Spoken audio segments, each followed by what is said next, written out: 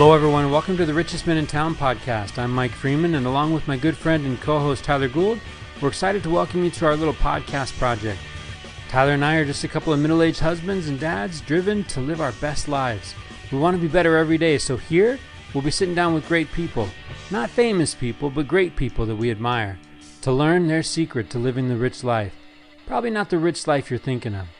Our guests come in humbled and surprised at the invitation and hopefully leave feeling proud and grateful, realizing just how good they really have it.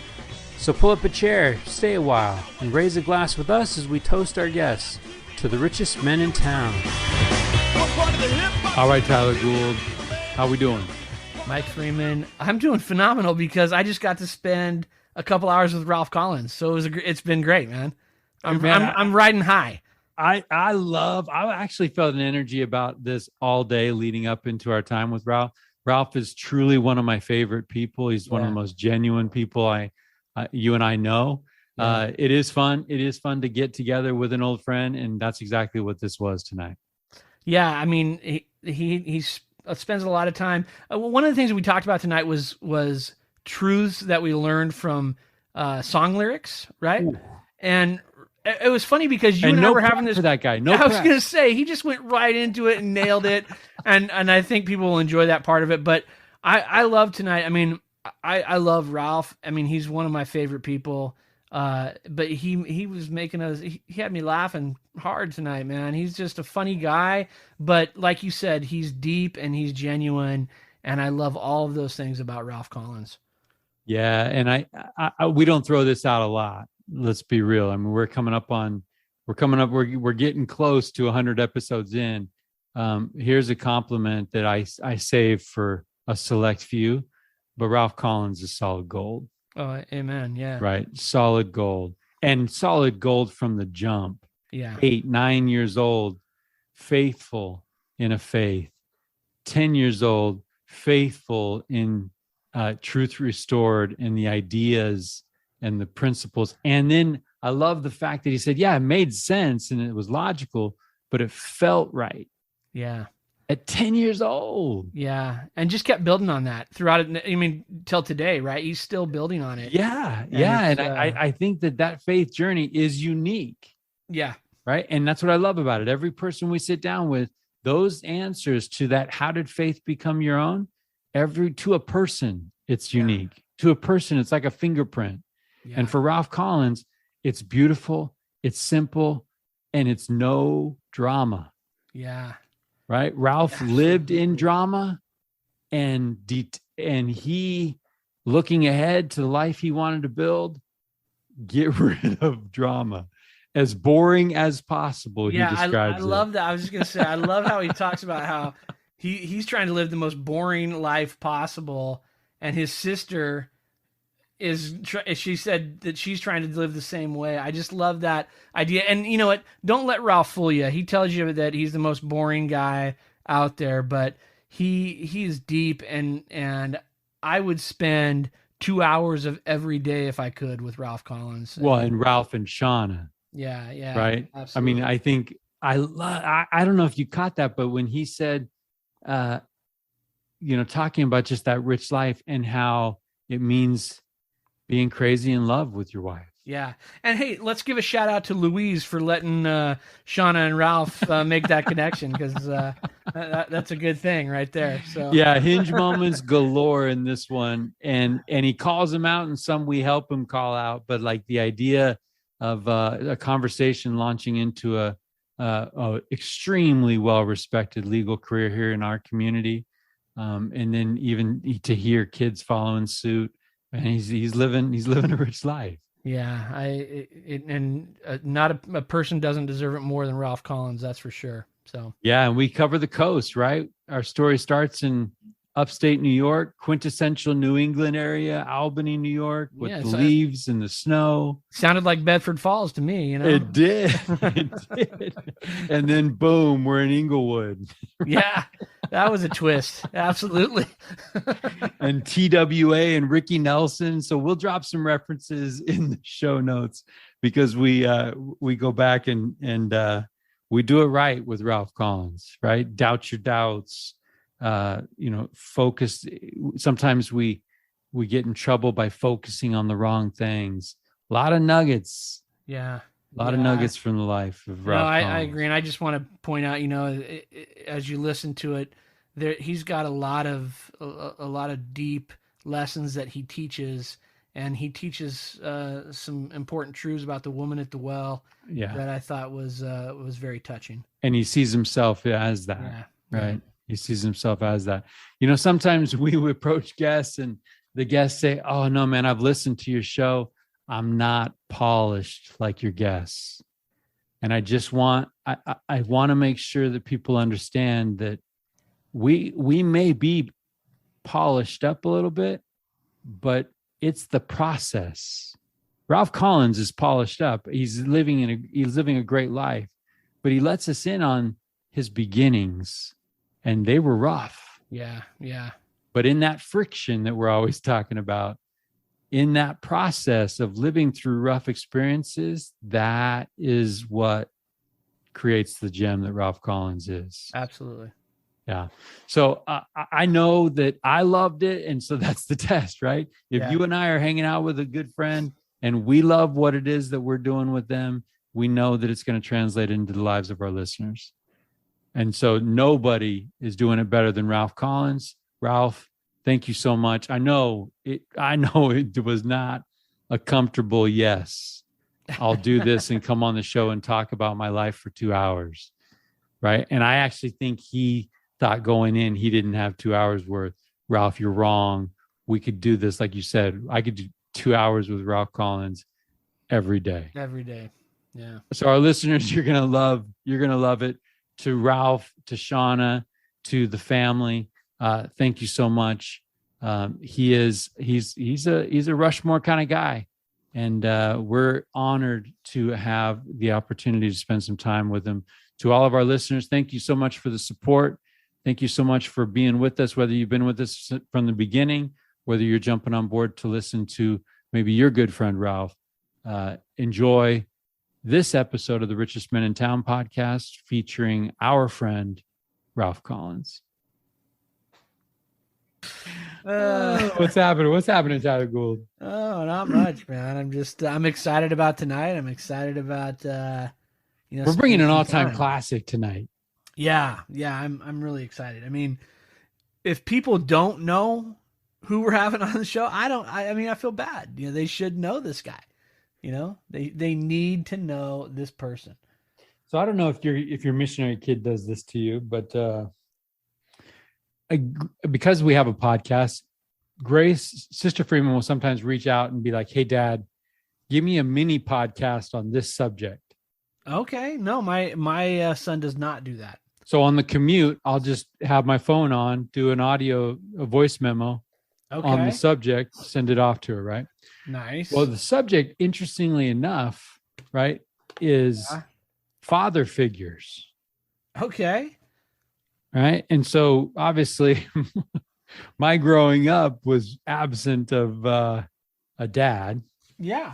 And so that got me thinking about father figures. And I'm actually going to throw this out there. Tonight's guest, Ralph Collins, for a guy who grew up without a dad, trying to figure out this dad thing, Ralph Collins is a pretty dang good example to follow.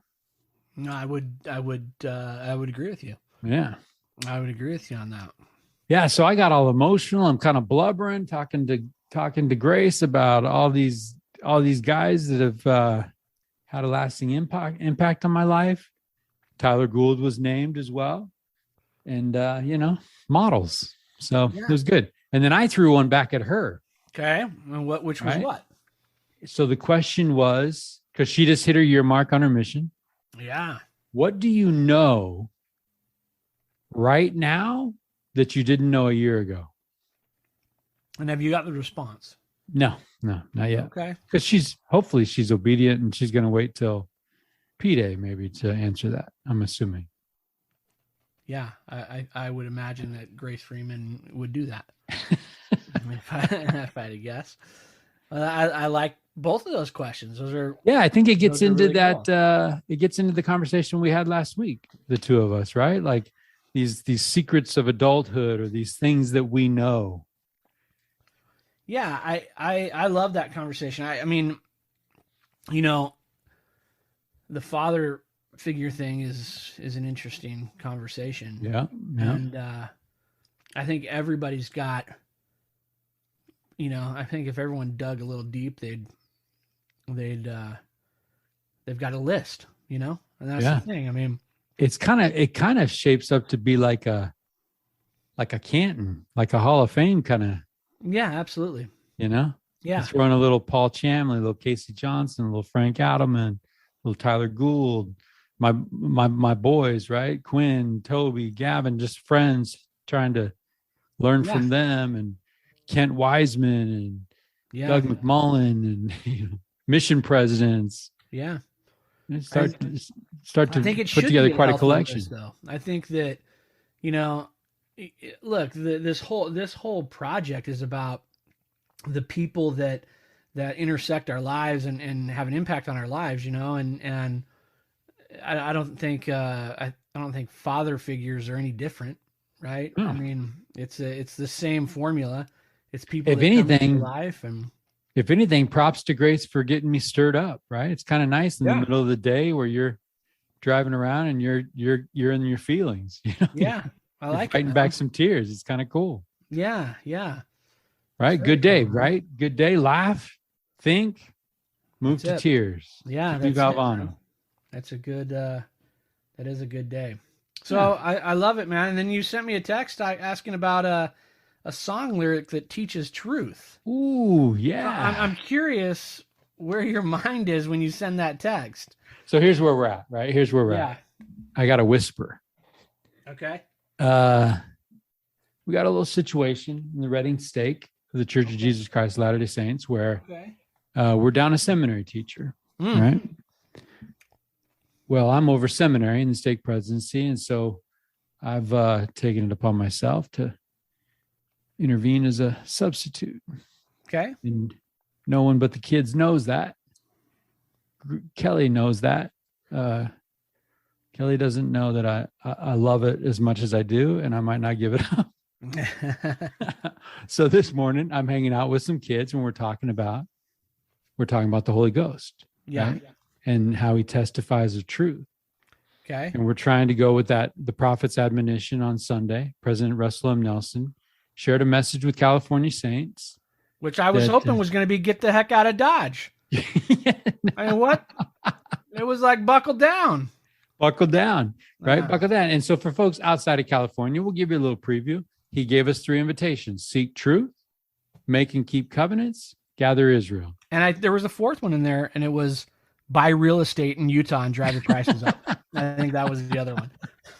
So we've been touching on those things, and as it relates to Old Testament and things, but that seeking truth, we got into what it means to seek. And there's a parable in the New Testament where the woman's looking for a piece of silver, right? And she tears her house apart, it doesn't turn on, lights a candle, turns the house upside down looking for the piece of silver. When she finds the piece of silver, she rejoices with her neighbors, right? Rejoices with her friends. And so we talked about how seeking truth is not a passive thing. Right. It's a quest. It's an eyes to see kind of thing. And then we talked about sources of truth, and obviously scriptures, words of prophets. But I shared a thought or two that I find truth in sometimes interesting places. Yeah. And they were like, "What are you talking about?" And I was like, "Song lyrics." And they're like, "Give me an example." And so that's why I threw my question out to you, because I know for a fact that Red Hot Chili Peppers Can't Stop, the closing line of that song, "This life is more than just a read through." Yeah, I like it. That's a truth. Yeah. Van Halen, "Right Now Is Your Tomorrow." Right now means everything. Now, right? you were kind of, did you quote anything in the last 5 years to these youth? No, but to these kids' credit, they were with me on the artists that I was dropping, because I think it was so old. I think it was so old, right? It was like the oldies but goodies station. Now that I think it's cool. There's that, yeah, right? Where the 2000s aren't cool, but like when I was in high school, Journey was cool, right? Yeah. Because it was long enough ago where now it's like, oh yeah, those are cool. My parents talk about those things. Yeah. You know. Yeah. I like it, man. And then you go Regulator on me. Well, I felt like there's some truth in those lyrics somewhere. I don't know. I can't fully relate to the lyrics, but I feel I read like your text and I was like, great lyric, but I don't know if he understood the assignment. No, that was good. I like it. Yeah. I know I'm with you on that. I'm a music fan. I love music, so I listen to lots of music. And you shared one with me. You shared one with me. What did I share? By Degrees. Yeah.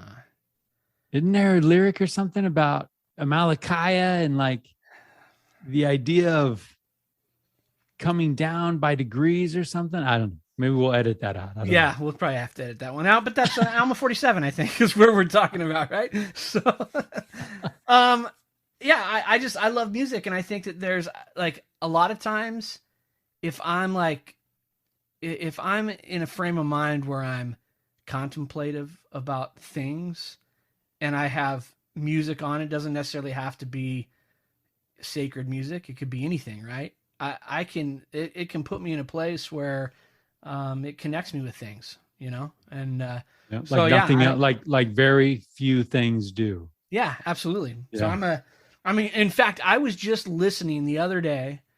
I was listening to some music by a band called The Interrupters. Okay. And I was telling Ricky, I was like, this song right here, I want to do a fireside about this song. Like in my mind, I already have it all built out. I know what it is. I want to do it, but I want to play the song for the fireside and then talk about it. That's what I'm talking about. Yeah. Right. So, we find truth. If we're seeking, the world's your teacher, right? Yeah. Well, then you text me about these secrets to a rich and fulfilling life, right? Yeah. But check this out. The context couldn't have been more perfect. I get your text. I'm trying to ignore your text because I'm on a date with my wife, but I know it is leading up to our time together on Richest Man in Town. So I'm like, and in all fairness, I was responding to your text. Right. Yeah. So I'm not doing very good at being present on my date. Right. But then on my date, the subject of the seminary comes up. Yeah. And she's just like, okay, what's going on? Like, what does this look like? Right? You're busy. And I'm like, well, I'm helping someone out. And they're like, she's like, why are you helping that person out? That person can cover the class. You got this. I'm like, I'm helping them out. I love it. And, and the person's busy. And she's like, you mean to tell me they looked at you and said, I'm busy? Right? Yeah. Insinuating that I might also be busy. Yeah. Right. Yeah. That you might. Guess what I did, Tyler Gould? More busy. Yeah. What'd you do? Guess what I did? With your text burning in my brain, mm-hmm. I leaned forward and said, hey, Kelly, what if I told you that the load I carry is one of my secrets? Yeah, I totally to agree. A rich and fulfilling life. Yeah, I agree with you 100%, Mike. And it's the load. No, I think that I like that. I would submit that. Yeah. One of the secrets is the load. Yeah, and that guy who's in the woods cutting trees and gets stuck in the snow, and he's like, well, I'm already here. I might as well load up my truck. Loads up the truck. The load gives him traction, gets unstuck. Yeah, I the reason I sent you that text, I was having a conversation yesterday, as a matter of fact, with somebody who I've had a conversation with them multiple times, and every time I talk to them, they tell me the same story of why they feel slighted in life, right? And I asked them, I said, when are you gonna let that go and start forgiving some people, And they said, well, I'm working it on my own pace, but these are the choices I've made. And I said, hey, those are good choices, but maybe not the best choices, right? I mean, if that's where we're at.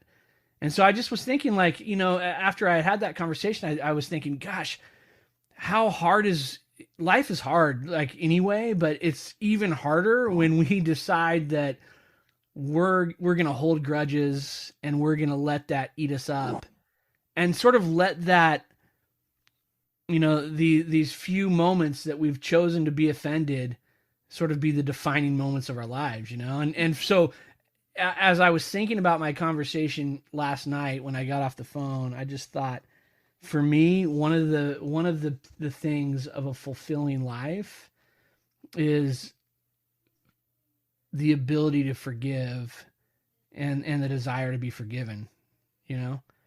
I just think that life's so short, and it's so, you talk all the time, Mike, about how we march around like we have infinite tomorrows, and the reality is we don't. It's finite, and we have a small number of relationships. And I just feel like, man, what a tragedy if we decided to make the choice to be offended every time someone says something we don't agree with. When I think in the context of few limited relationships, why would we throw one away? Right. Why would we? Because the second that we hold that grudge, the second that we refuse to forgive and stay in this offended mode, you are basically stopping the progress of that relationship, and you will never move past that point. That's right. Yeah. And every time right. you see that person, that thing will be between you. That's right. Right. And you do that like you've got an infinite number of friends, or you've got all these relationships, right? Like, I'm going to quote the greatest movie ever. Oh, okay. I'm on the edge of my seat. It's not Lawrence of Arabia. Oh, man, that is the greatest movie ever. All right. Well, I submit to you Tombstone. Yeah, it's hokey. No, yeah, there's good. some questionable scenes. But when Doc Holliday's out there defending his friend Wyatt Earp, and people are like, Doc, why are you out here? You're dying, right? Why are you out here? And he's like, Wyatt Earp's my friend. And the guy says, I got a lot of friends. Doc Holliday turns to him and says, I don't. Yeah. Yeah.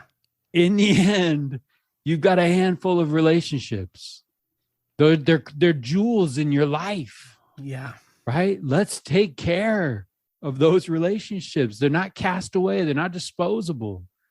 Let's try to collect as many as we can, right? Yeah, absolutely. And the only thing you can control is, I'm going to choose to forgive. That's it, right? And if I make a mistake, I'm going to solicit your forgiveness. Yeah, and I don't want to minimize. That's what you do. Yeah, and I don't want to minimize the pain that someone's feeling, right? Or the heartache that's come because of a relationship. But at the end of the day, I just feel like, there's so much joy. And look, I can say this from experience. I've been in a position of holding a grudge, and I've been in a position of letting that go. And let me tell you the freedom that comes with that, right? Yeah. Where you can. Well, and I think that your question is fair, because it's not an immediate thing, right? Your question, how long, is fair, because it's not like somebody does you wrong and like you've immediately got to forgive. Right. The command is to forgive, figure it out, do the work, right? Because only through grace are we able to do those things that on paper look like they're impossible to do. And we all know of amazing experiences and situations where people have forgiven the unforgivable. Yeah. And to your point, I think those feelings of anger and mistrust and everything else are valid, right? I mean, those are valid. They're important. I think it's part of the process. It's part of the process, right? But I think that at some point, the hope is that we see some value in a relationship that we can say, hey, I can let this thing go and I can move past this. All right. So your text was 3. Yeah. What you got? You got another one? Well, for me, I think it's loving people, right? It's that idea of relationships. Yeah. Forgiveness and the ability to love is important. And then I think, also I would add to that as the third component is being able the ability to look outside yourself. Yeah. And if I could somehow master those three things, I think I'd be a pretty fulfilled guy. But I'm not there. We'd have to cancel the podcast, right? That's right. Yeah. Hey, the selfish venture of the Richest Men in Town podcast has now been discontinued because Tyler has achieved the rich and fulfilling life. I have arrived. Thank you. Yeah. So one thing I know is we talk about fear a lot. And I'm gonna put it out there that I believe fear is Satan's last resort. Right before something amazing happens, if I take a look back on that amazing experience, a lot of times right before something amazing happens, I felt fear. Yeah. And I pushed through that fear. We know fear doesn't come from God, right? That 2 Timothy verse that's one of our go-to, it's one of our favorites, right? But if you think about angels, when angels come and visit, first thing they say, because people lose their minds, people freak out, they fall on the ground, right? Whatever. The first thing the angel says, hey, fear not. Yeah. Something amazing is about to happen. Joseph Smith, right before something amazing about to happen, he's racked with this fear. Right. And I think if we applied that to this idea of forgiveness, right? A lot of times we don't forgive because we're afraid that if we put ourselves out there, what are the consequences of that, right? It blows up in our face, that it's not going to work out like we envisioned it. So we say, no, you know what? It's easier to sit back here and say, you know what?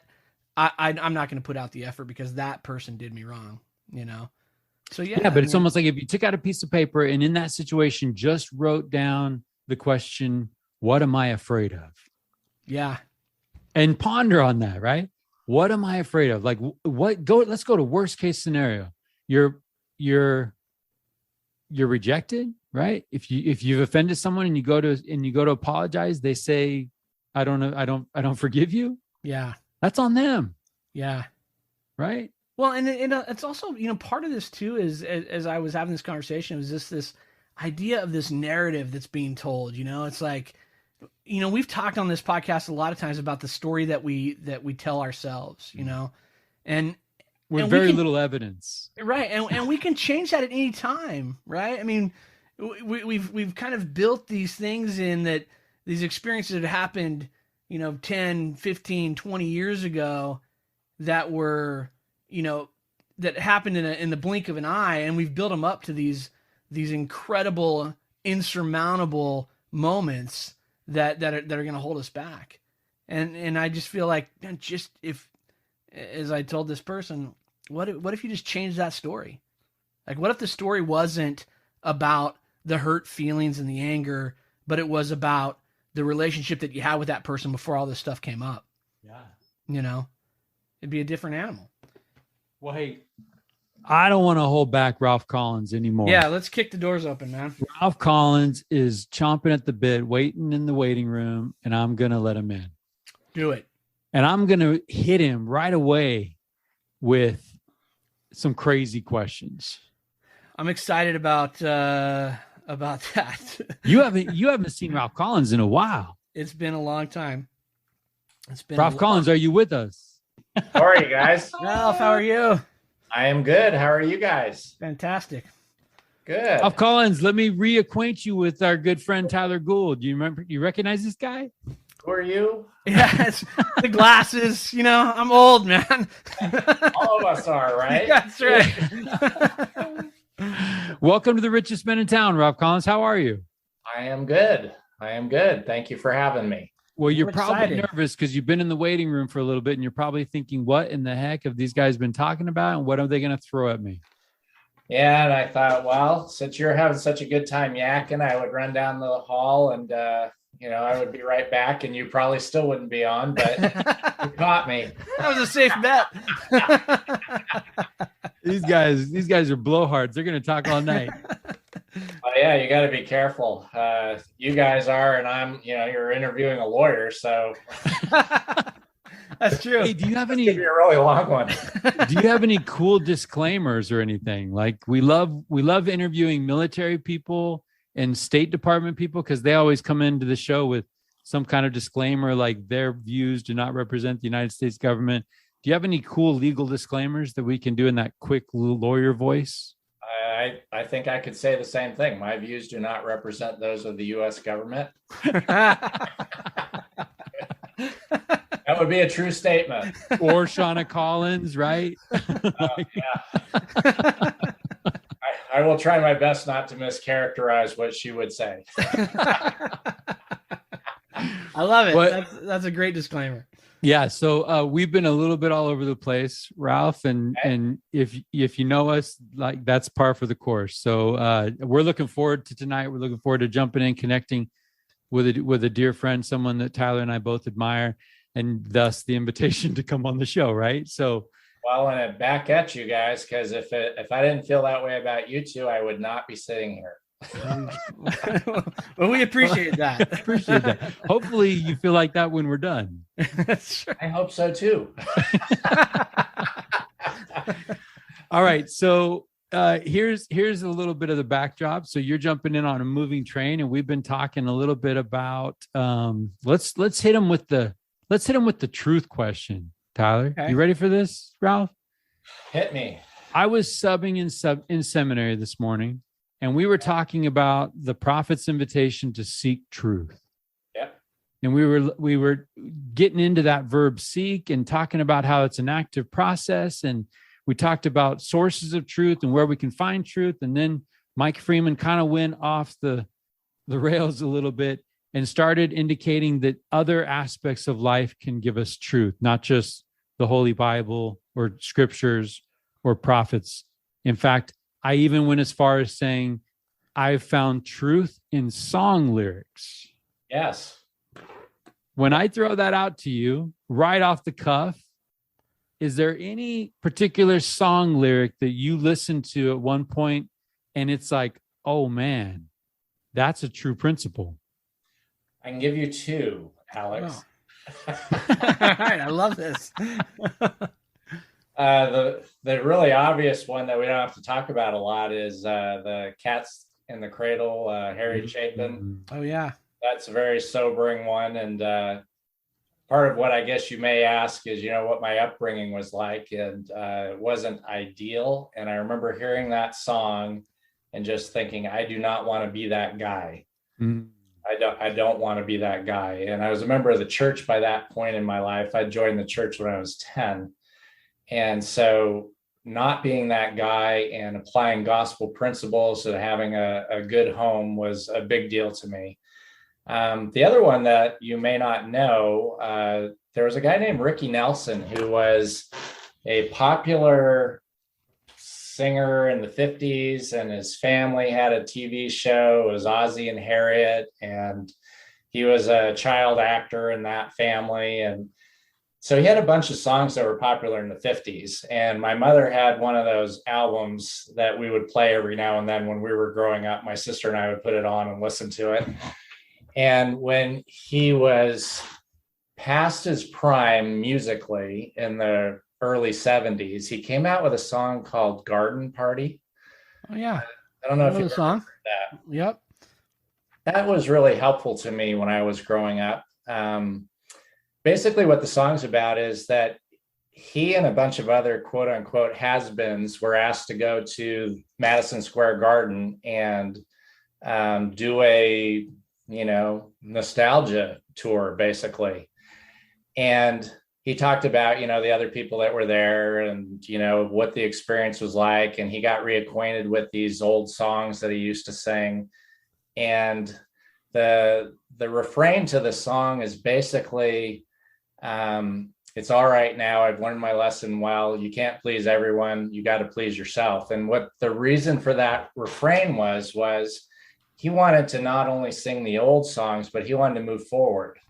And he wanted to sing new songs as well. And the audience didn't let him, or didn't want to let him. And he basically finishes the song by saying, if all there was just singing the old stuff, I'd rather drive a truck. And so for me as a teenager, dealing with a lot of competing influences, people that wanted me to do this, that, and the other thing, and trying to please people, I finally came to the conclusion, at least in my life, that I really had to please myself, and not in a selfish way, but as long as I was right with God and he was okay with what I was deciding, that really helped me as a teenager to just say, you know what, I can't please all these different competing family members that want me to do this, that, and the other thing. Because if I try to do that, what I found as a teenager was I was miserable, and I got a lot of flack from the other people who didn't agree with whatever decision I was making, where I was trying to please someone else. And I finally decided, if I'm going to get flack anyway, might as well follow Ricky's advice and just myself. And as long as I'm right with God, then that's just going to have to be how it is. And that was super helpful for me. Yeah. So Ralph, can I ask a question? It really, sure. As you think about it, was that a one and done? We make some decisions that we settle it. It's a settled thing, and it makes a whole lot of other decisions easy. Or was that something that you had to remind yourself from time to time when you were challenged with, again, competing influences? Because competing influences don't just go away when we leave teenagers, right? They don't. So no, I learned my lesson well, just like he said. Once I got the lesson ingrained in me, I had it. So I'll give you that. For instance, when I always sort of had this feeling, since you kind of want to know about me and how I got to where I am. I was feeling kind of growing up, maybe it'd be cool to be a lawyer. There were no lawyers in my family. I didn't know any lawyers. To me, this is a God thing. Is somehow there was something planted in me that just said, you should kind of head in that direction. And so I always kind of toyed with that idea, but that's all it kind of was. I went on my mission thinking, I had talked to so many missionaries before my mission who would be in my ward, and they would tell me, I went off on my mission and I thought I was going to be this, and it came to me, the light hit them, whatever it was. And so I thought, well, I'll just go on my mission, and by the end of the 2 years, I'll know what I'm supposed to do, and it'll come to you. Right. It didn't. Where did you serve? New Zealand, Auckland. Okay. So, I got back from that, and I was young when I started BYU. And so I was a year and a half into school. So I had a semester or so of GE left, and then you got to sort of lean into it at that point. And I didn't know what I was going to do. So I went to the testing center and took some of those, what do you want to do with your life tests? Or what kind of aptitude do you have? Right. Beyond pushing a broom, what else can you possibly do in this world to be of service to somebody?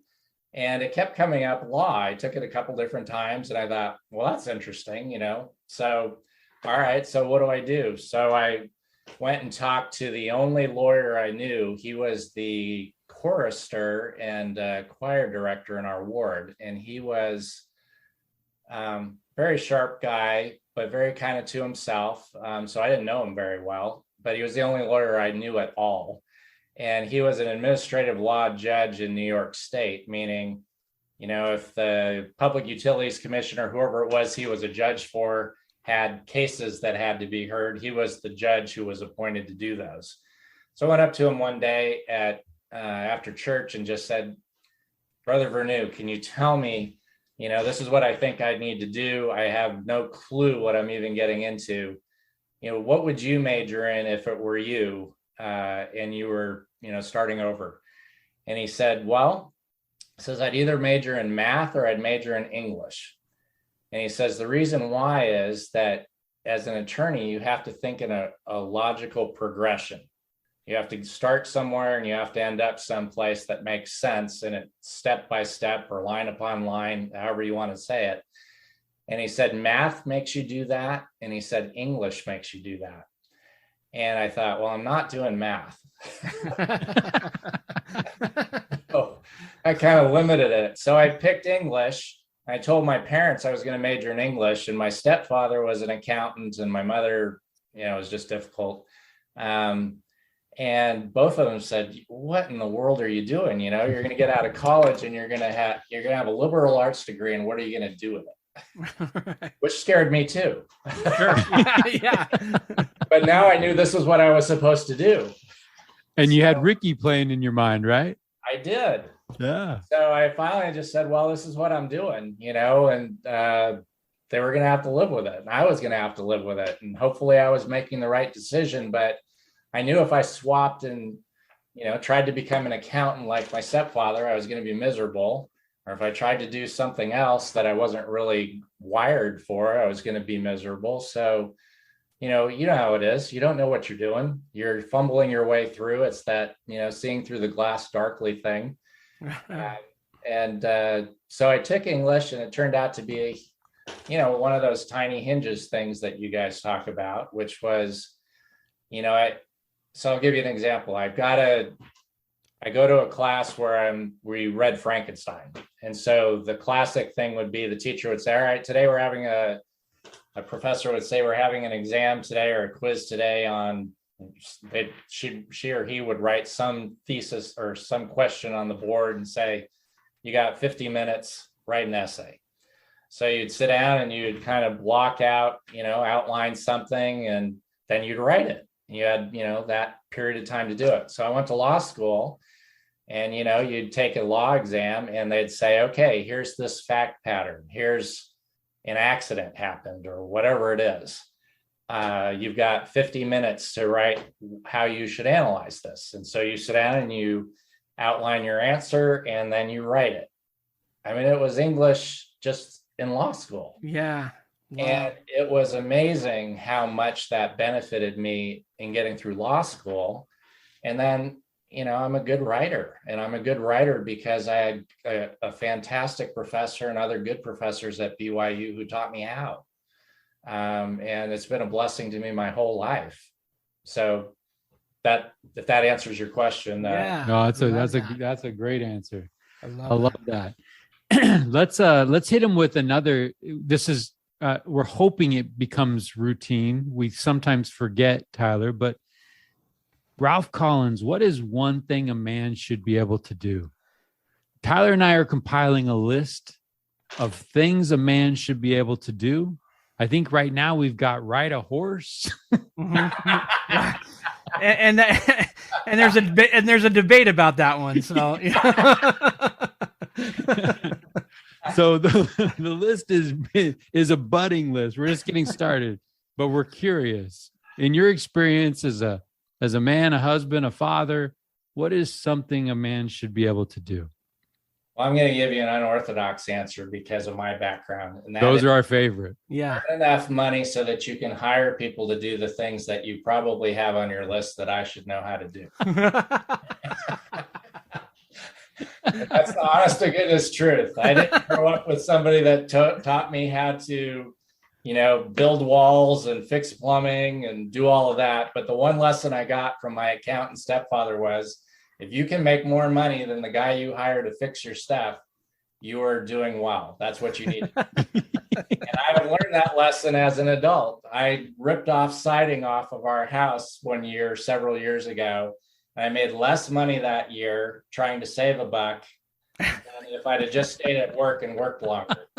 Absolutely. Yeah, so you go to work and hire somebody. That's my answer in my life. I love it. It works for me. Ralph, you might have just killed that question for future episodes, because I think that's the best answer right there. I'm sure you will get other good answers. But that's the only one I have. It beats riding a horse, I'll tell you that. I got to hire somebody to ride it for me. That's right. Well, you know what? We're also chit-chatting about some things that make up this. Actually, Tyler used the word secrets. So 3 secrets, 3 little known things that make life fulfilling. I'm not going to ask you for 3, but when you hear that prompt, pretend you're in English class. Give me 15 minutes. Yeah, 15 minutes to write an essay. What comes to mind? Tyler, did you want to share yours? Yeah, go for it. Just to prime the pump and give him a couple minutes. Yeah. So my, I was telling Mike, I was having a conversation with someone last night, and we were talking about just taking offense to things. And after I got off this phone call, I thought, man, one of the things that makes a fulfilling life is the ability to forgive and seek forgiveness. And mine was, I was having a conversation and I was telling my wife that I was doing something because somebody told me that they were too busy to do it. And she looked at me kind of in disbelief, like, how could somebody look at you and say, I'm too busy? And I leaned forward and I said to my wife, the load helps me. Can you just let me carry this load because I need the load, because the load gives me traction? And she just looked at me like I was crazy. but it is. I do better when I've got a full plate and I've got a load. So mine's going to be a little bit different because I haven't gotten my full 15 minutes to outline this.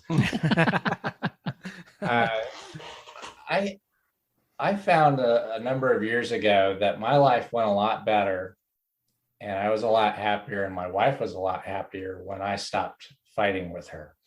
And when I say fighting, I don't mean she and I yell at each other a lot, because we don't. But, you know, if somebody says, hey, I think we should do A, and you say, no, I think we should do B, just because that's the knee-jerk reaction, or you just think differently. Women and men just think differently.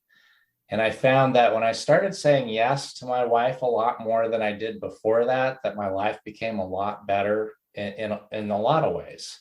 I was just a lot happier when I stopped being, you know, sort of a guy about some of that stuff, you know? Yeah. Like, you know, I mean, I'll give you a story about how different they are. Is when I was doing the executive secretary stuff, we were transitioning from, we used to do a bishop's dinner and it used to be at a hotel. So it was catered. And the stake presidency decided, you know what, we're going to save some money and we're going to start to just kind of do this ourselves. We know how to do this.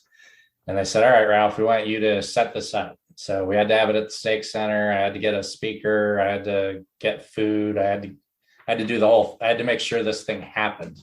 And so they just forgot about it. I did this. And I was very proud of myself because I did this, in the sense of, you know, I got a speaker from Chico. I got the table set up. I got place settings and people assigned for food. I had a podium. I had it. It was there. And the sisters start walking in, bringing in their crock pots, and they start saying, well, where are the centerpieces? Where are the tablecloths? I'm like, are you kidding? And it was at that point that I realized how bad I had failed when I thought I had not failed. I don't know if you've ever had any of those experiences. Oh, yeah. Oh, absolutely. Oh, yeah. Absolutely. Yeah, I don't even try anymore. It's kind of one of those things where you just sort of learn. I've learned anyway. She just thinks differently than I do for a reason, and there's benefit to that. But it was something that totally blindsided me. That is funny. My life. You're right. It's a thought that never occurs to you because you just think different. Exactly. And you know, you can get frustrated by the fact that you and your wife just don't see things the same way. And that's true. You don't. You know, we come at it from different perspectives, from our upbringing, from the fact that we're wired genetically differently, all that stuff. But I found that in general, if I stopped being a guy in that sense of the worst sense of it, sort of, and tried to be, you know, more of a friend and more of a, you know, there's two of us together for a reason. You know, there's a lot of reasons why it's two of us together. And one of them is you see things I don't see, you know, like the centerpieces and the tablecloths. I mean, I totally did not see that. Yeah, that could be the answer to what's one thing every guy should know right there, or should be able to do is that. Well, I mean, that's a great. I love that. I mean, I love that. I think it's great. It's funny because at church, in my current calling, I serve with my wife. So we serve together. And And that's been eye-opening to me, because in every other capacity, it's been, I just do these things, right? And I kind of steamroll it, and this is the vision. This is what we're going to do. This is how it's going to roll. And now I've got her at my side saying, hold on, just take a step back and let me do this. And you know what? It's been great. It's been fantastic. So I appreciate that answer. Don't you find too that, there's that classic, you marry up and all that stuff, but don't you find that you feel just really good about watching your wives do stuff? Oh, absolutely. That you're actually associated with them. Yeah. I mean, you get the benefit of the cool person that they are. Yeah, absolutely. Yeah. Yep. It's a good feeling. And this is not easy. This is very easy to do in my world, is to be smarter than me. But when I walk in and my wife is she's the one that everyone is like, whoa, right?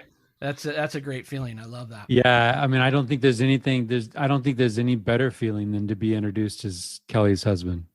Right. Yeah. Like that just puts a smile on your face, or Grace's dad. Right. I mean, there's just some things that fill your heart with good pride.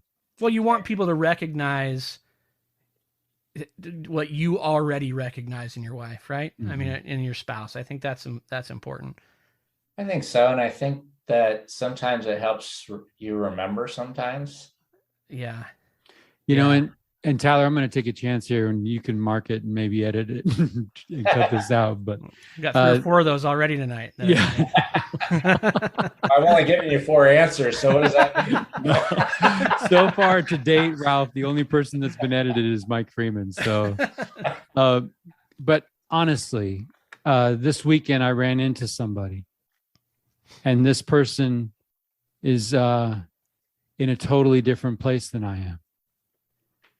And he's picking up pieces of his life. And I didn't feel guilty, but I felt like almost like by the grace of God, right? Mm-hmm. Like, and the reason that came loud and clear as I pondered on my place versus this brother's place was the person I married. Yeah. You know, and so I don't know, a blind squirrel finds a nut. Right? I'm not sure how I won the lottery there, but I think all 3 of us can say that. And what a difference that one decision makes. Yeah. You know, and especially where, Ralph, you're in a fun stage with kids, and kids having made that commitment. And, you know, Tyler and I are a couple of steps behind you, looking at our kids like, oh man, I hope they get the next 5-10 years right and make that right decision, because that has made all of the difference. Me joining the church and me marrying Kelly Freeman has made all the difference in my life. I agree with you completely. That when I look at sort of the pantheon of what has gotten me to where I am in my life, wherever that is, but a good place is those 2 things: joining the church, marrying my wife, and going on a mission. You know, those 3 things laid a foundation for me that has carried me through the rest of my life. Yeah. Well, let's get into this 10-year-old joining the church business. Let's go back. I don't know, Ralph, if you're a fan of It's a Wonderful Life, but obviously the title Richest Men in Town comes from the toast at the end, and we'll get to that part. But the movie starts with a frozen pond, right? Yep. And so let's go back to Ralph Collins growing up, right? Where's home? And talk to me about growing up. Sure. I know about frozen ponds. I grew up in upstate New York. Okay. I had skates growing up. I had a hockey stick. I played Pee-wee hockey one year. Okay. I grew up in upstate New York. I was born down in New York City, but grew up in Albany primarily, which is about 3 hours north of New York City. Think like New England, basically. New England. Very pretty, very lush. Trees turn fantastic colors in the fall, and snows like crazy in the winter. humid in the summer. I mean, you definitely get your 4 seasons. Yeah. Never had any forest fires, but there were nights laying in bed without air conditioning with the windows open, praying for a breeze. My parents, to see if this reminds you of anything, my parents got air conditioning as soon as I went off to college. Now we can get nice stuff. Right? That's funny. Yeah, my parents, when I was little, there was just kind of a mess. My parents got married. They stayed married for a few years. My sister and I were the result of that. My dad was a nice guy, but not around a lot. My mom was kind of volatile, kind of crazy. My dad and mom got divorced. We lived with my grandparents for a number of years. How old were you when the divorce happened? It was about 5, 6, something like Okay. that. We were living, for all the years I lived in New York, I actually lived in LA for about a year and a half. And that's when they got divorced. We lived down in Inglewood. My dad worked for TWA and my mom worked for TWA, an airline back in the day. And so we ended up back in New York. I lived with my grandparents for a while. My mother worked out of town. She worked in New York City, and we lived with my grandparents in Albany for a number of years. And so it's sort of like a group project, I guess you could say, raising my sister and I, kind of a dysfunctional group, a group project. My grandparents were fantastic, but everything else was very dysfunctional on many levels. My grandparents, I think that was a super blessing in my life and in my sister's life. They had a really good marriage. They had a fun sense of humor. They were very religious. I went to Catholic school from kindergarten through into 5th grade. And, you know, they were very Catholic. We were very Catholic. You know, you were expected to go to church every week. You were expected to say your prayers every day. My grandmother, I remember her kneeling down next to me, teaching me how to, you know, say the Our Father and Hail Mary, and, you know, teaching me to pray. And so it was a really good religious upbringing from that perspective. But, you know, it wasn't all like that. But when we were 10, we kind of got kicked out because my mother, like I said, was kind of a challenge.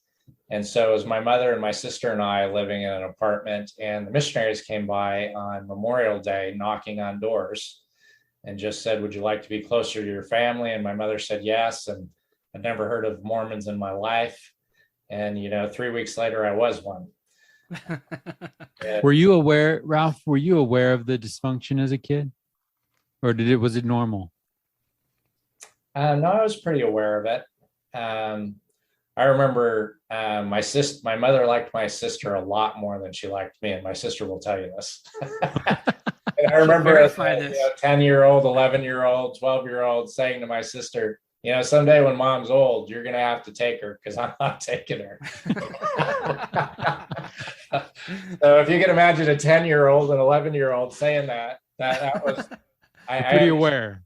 When my stepfather was dating my mother, he was a member of the church, and he had his challenges, but he was a pretty good guy overall.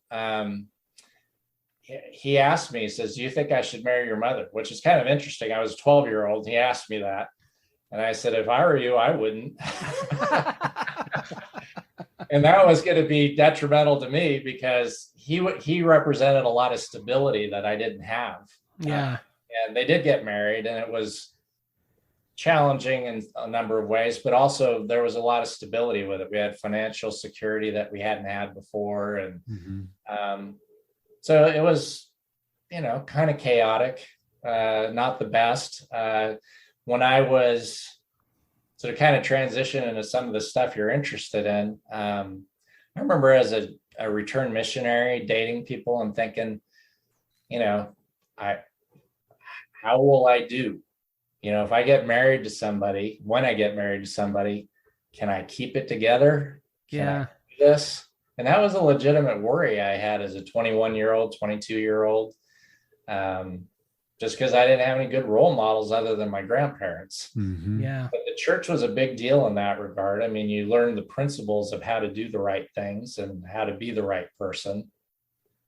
So anyway, that's... Well, it is difficult, though, if you don't have those models. Right. So my daughter just asked me the question about father figures, and I didn't have a dad growing up. My mom was married 4 times, right? Number 4 was amazing. 1, 2, and 3, not so much, but and you find yourself as a kid looking around for models, good, bad, or ugly, right? Yeah. And I think that funny thing is my daughter was asking in the context of growing up, and I had to qualify that and say, really, not until I joined the church at 19 was I had an amazing grandparents, great uncles, and then my mom's 4th husband was Hall of Fame, right? Great guy. But that's about when life turned, because I joined the church, and then as a member of the church, I'm connecting with men that I admire, right? And now I have models, not perfect, but I've got some models, and I think that you can learn the principles, but man, it's great if they can be personified in some models that you can follow. I agree. I had that same experience. I felt like the Lord brought people into my life that could do that for me. Nobody taught me how to turn a wrench or how to build a wall, like I said, or any of that type of stuff. But they taught me how to be a decent human being, a decent man, and I could look at their marriages, and that happened both while I was growing up in New York and when I when I moved out here. I had some really excellent role models here in Reading that did that same thing for me. Yeah. Are your parents still with you? Are they still alive? My stepdad passed away 10 years ago. My mom is still alive back in New York, and my stepmother and father are in North Carolina. Okay. How do you honor your parents today? What I found is just trying to keep connected with them.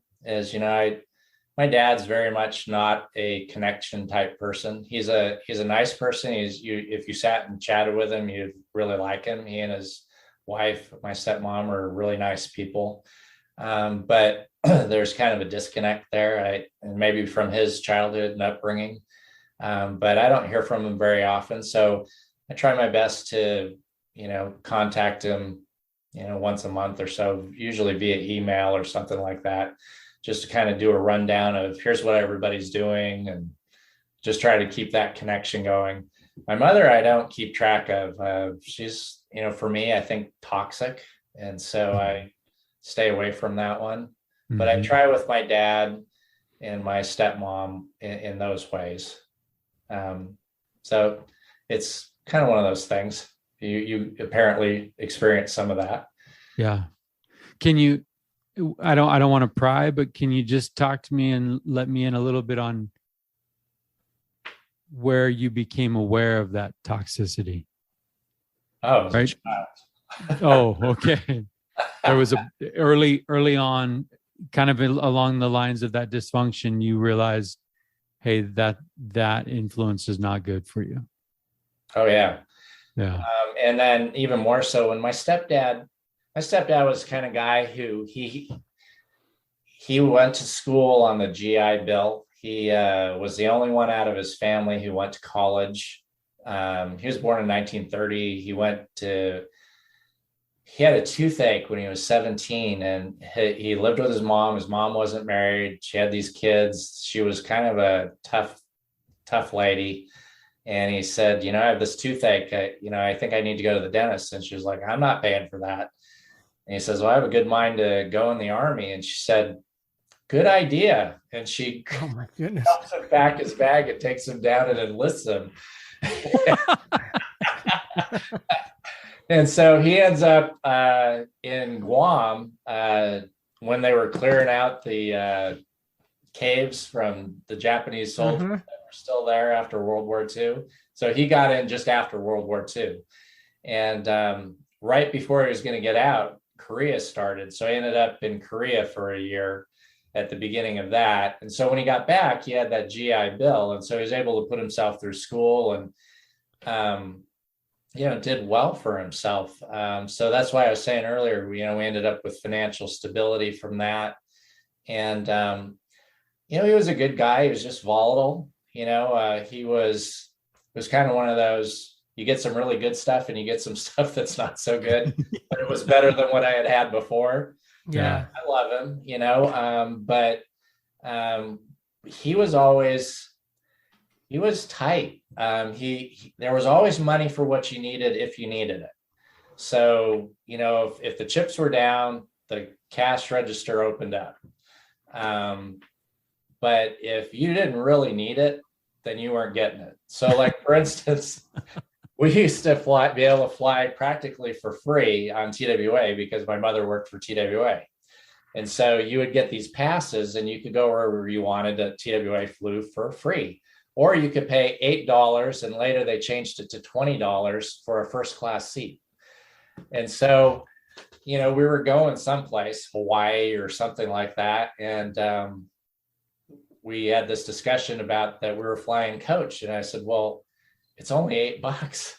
And he's like, well, we're flying coach. And I said, well, look, I got $8. I want to fly up front. And he forbid me from doing that. And then other times when, things were really bad and, I desperately needed money, the guy would come through. He was amazing. So he had a really good heart. He just had, I think, upbringing issues again of his own that he battled with. So what were we talking about? Where was I going? No, you're good. That's good. That's that toxicity, right? Yeah. Yeah. So, it was not in my best interest to tell him not to marry my mother. I told him not to marry my mother. He did it anyway. And they had a very volatile marriage. And just unfortunately, so this is where I was going. It got to the point, he was the type of person who, if you asked him as a kid, well, how much money do you make? Kids are always curious about that. None of your business. Anything you would ask him about those things, none of your business, which I get. But as a kid, you're always curious, right? Right. Parents will tell you, you want to know.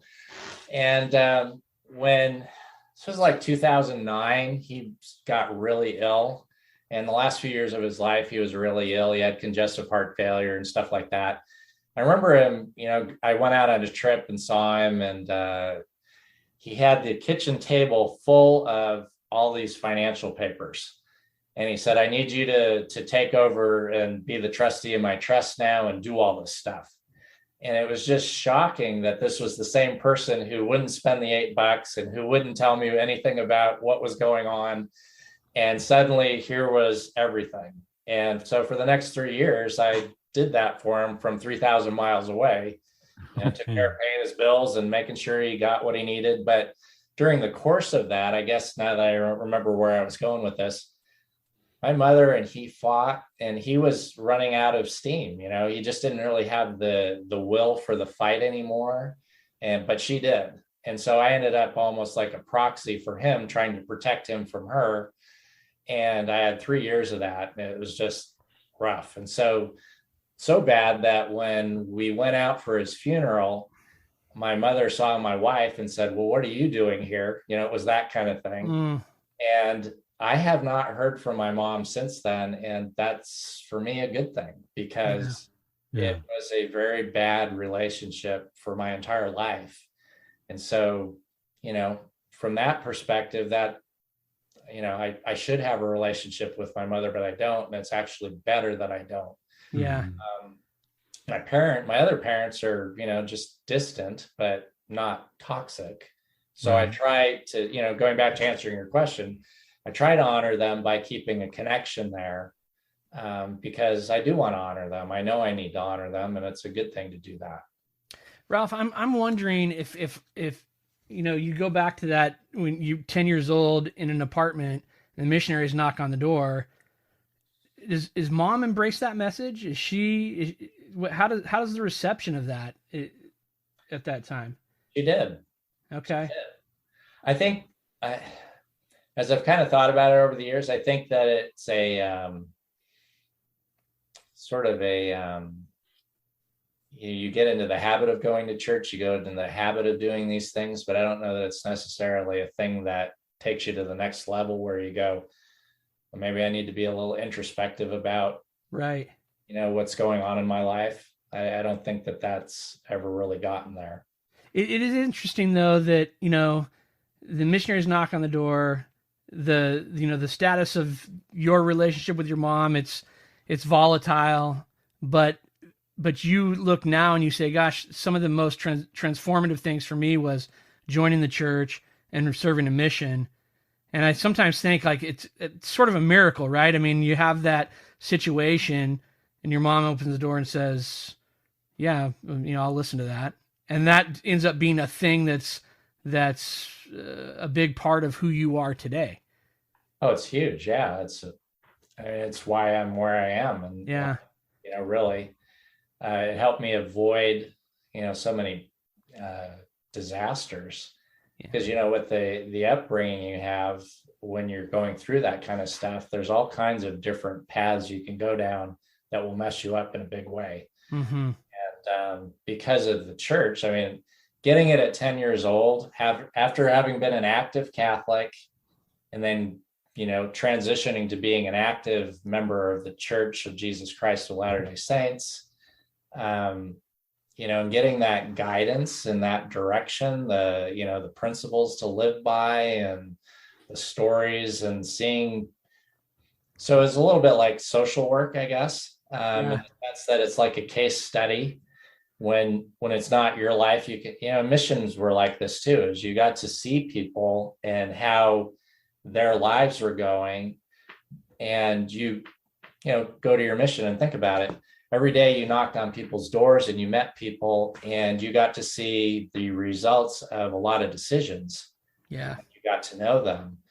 And it didn't take, and I think that's one of the real benefits of a mission beyond many other benefits, that you have young men and young women who get to see that, and it can't help but leave an impression on you by the time you get to the end of your mission, that if I do this, my life is going to turn out like this, at least peaceful and, in a good place. And if I do this, my life is going to be chaotic. My life is going to be painful. You learn those things, I think, from those experiences.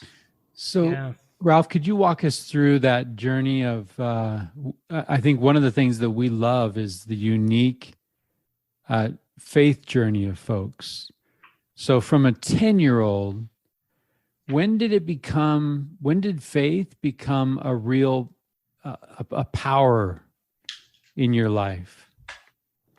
Not leaning on maybe not leaning on the faith of grownups in your life, but like, when did you realize, or was there a moment, or was there a process where that faith became something that gave you strength?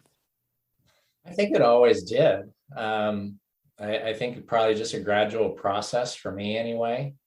I remember, and just kind of give you an idea of kind of how I came at joining the church.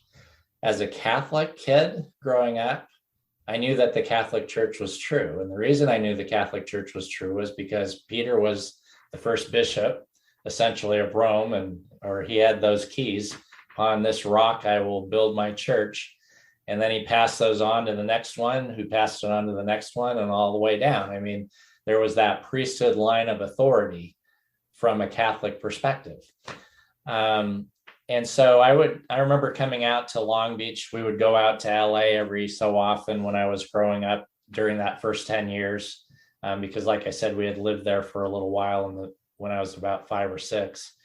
And we had friends there who were very Protestant, and I would go to vacation Bible school with my friend. And I remember them taking me into the office one day and sitting me down and saying, "Do you believe in Jesus Christ?" And as a Catholic, of course I believed in Jesus Christ. And I said, yes, I did. And, there was like a little mini party that went on that, I believed, I was saved. Yeah, right. Essentially, and yet I knew that they were on the wrong path because the Catholic Church was right. As an 8-year-old, a 9-year-old, I knew that. So I was really, convinced of that. And then when the missionaries came along, and I remember them sitting down in our living room, and they had their flip charts, and they taught us about Joseph Smith and the restoration of the gospel. And I just couldn't get enough of it. And it just hit me. And it was like I said, I mean, 3 weeks later, my mom and I joined the church. My sister was still 7, so she couldn't be baptized yet, but it was just hit me. It's like, this is it. And never look back. I just knew from that point on. And of course, your faith grows over time and you have spiritual experiences over time. But I have to tell you, I mean, from that experience, it was like my whole life just changed just like that. Wow. I think that, I mean, I'm kind of, I think that obviously that's a gift, right? I mean, to be able to have that, we talked to certain different people and they all have different experiences, right? Everyone's faith journey is a little bit different. And some of it is, the trial and the error of going through that walk of faith. But there are those, that I think that's a gift to just be able to say, hey, I feel it, I believe it, I'm going to embrace it, I'm just going to move forward with it. And I mean, that's awesome. Yeah, so we get shorted in other areas, but that was a good one for me. Yeah. I got shorted in other areas. But I look at my wife and I think of that gift of a believing heart. Yeah. Right. Like there are folks that it is a mind and a heart thing. That's truth. God's truth is a mind and a heart thing. And some people can't get their minds out of it. And some people can't get their heart into it. Right. And so I love the 10-year-old Ralph Collins that's like, yeah, let's do this. Right. I'm not following somebody. I get it. Peter, authority. Joseph Smith, authority restored. Right. Where do I sign up? Exactly. Yeah. It was just for me anyway, it was just sort of amazing. It was like almost like a young attorney and logic and right. And just, it made sense. It did make sense. But it was, and you like that. You like that about the gospel is it really makes sense when you sit down and you think about it, which helps. But for me, it was way more than that. It was that it was right. I just had this overwhelming feeling that this was right. This is the thing I need to do. And I've always had that. Fortunately, what concerns me, for always in going forward is, that you've got to continue to build on that. You've got to strengthen that because somehow we all signed up for or got volunteered into this time of the world, and it's a challenging place to be. Yeah. The bad is good, good is bad, and all those things we're watching happen. And it's a difficult time to be here, and if you're not centered, and it's from what they say, it's going to get harder.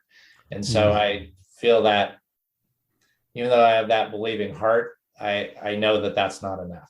What does that look like, Ralph, that building on it today? Well, it's stuff like, sitting in the kitchen a few minutes ago with my wife and eating dinner and talking about Jacob and Esau, meeting after 20 years apart and, trying our best to, we're not always perfect at come follow me and less than perfect certain stretches of time, but we finally got our house redone and we got back in our house. We were doing a remodel and that turns your life upside down. And so we're back into, doing this, at night. And it's been a really rewarding thing to be able to sit and talk to your spouse about things that matter. Yeah. It gives you that. It's sort of like if you ever want to look up like dinner topics or something like that on Google, you can come up with some interesting things to throw out there, which are kind of fun. Come Follow Me sort of seems like the gospel version of that every night. I like that. I like that. Yeah, we've been talking a lot in our house about bowls of pottage. Right. Right. What are those things that we may be tempted to grab onto and cast aside, noble birthrights and those things that matter most. And I think when we do get to that pleasing bar of Jehovah it's the end, you're going to see a pile of bowls of pottage, right? You're going to see a pile of things that people wasted precious life on, chasing vanity, chasing vain things of not. And we're all susceptible to those things. And so I love that story of Esau and a very opportunistic Jacob, right? He was worried. Yeah. For good reason. Yeah. Can we talk about challenges a little bit? Sure. Is there something in your life that you now hold as truth, that that you learned the hard way, that you learned through challenge? Well, we've already talked about not fighting with my wife, and that made my life better. But as far as can I just point out, I think it's interesting that you saw your mom fight. Growing up, you saw your mom fight, and you make an intentional decision that life is easier if I don't fight. So thank you. My sister lives down in Cameron Park, which is just east of Sacramento, up in the foothills heading towards Tahoe. And she and her husband are both members of the church. She just got called to be bishop of his ward down there, and they come up and see us every so often. And she was up probably 12 months ago, and we were just sitting talking about kind of where we are with our parents and, all of that stuff that is, of relevance to us, trying to reconstruct and, process and all that stuff. And one of the things that she and I talked about that was really surprising to me was, without us ever having talked about it until, like I said, within the last year, we both strove to do the exact same thing. And that was, when you asked me to be on this thing, I said, I don't see why you want me, because I'm about as boring as they get. Because both of us tried to do exactly that. We both tried to live as boring a life as we could. I wanted to stay married to my wife, whoever that turned out to be, but my goal was stay married to whoever this person is. Don't move. When I was in 7th grade, I went to 5 different schools in 1 year. Don't fight, like fight, argue. All that stuff. Keep your kids in the same schools, all those things. And so she and I were talking, and she just kind of told me that. She says, the reason we never left Cameron Park was that I desperately wanted to not do that to my kids. And I said, well, that's really interesting, because I did the exact same thing. As we just planted ourselves here. And it was like, I am not moving these kids. I am not doing, so to a certain degree, we definitely did positive things because of the church influence. But we also did the reverse, which was, I'm not doing that. I'm not doing that. I'm not doing that. Yeah. Literally. I mean, so there was really both. When Sean and I met and got to know each other, one of the things I said, ultimately when we were talking about it was, I said, you and I want the same thing. We're just coming at it from different angles. I mean, Shauna's dad and mom were saints. They were really just, they were the early saints here in this area that helped establish the church here. And they were really good. I mean, her dad was stake president. He was a patriarch. I mean, he did all that stuff. He worked for the first presidency before they moved here as a secretary to, I think, the prophet. I mean, my mother-in-law worked for the first president, or worked for the general authorities. They used to come visit here. I mean, these people were like Ozzie and Harriet in an LDS sense. And I came from what I told you about. And both of us came together and said, we want the same thing. I want what she had, and she wanted to give her kids what she had.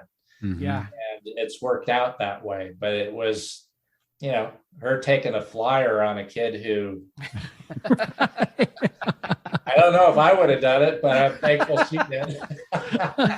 Well, I think, I think that there's value obviously in analyzing the examples that you have in your life, whether they're good or bad, right?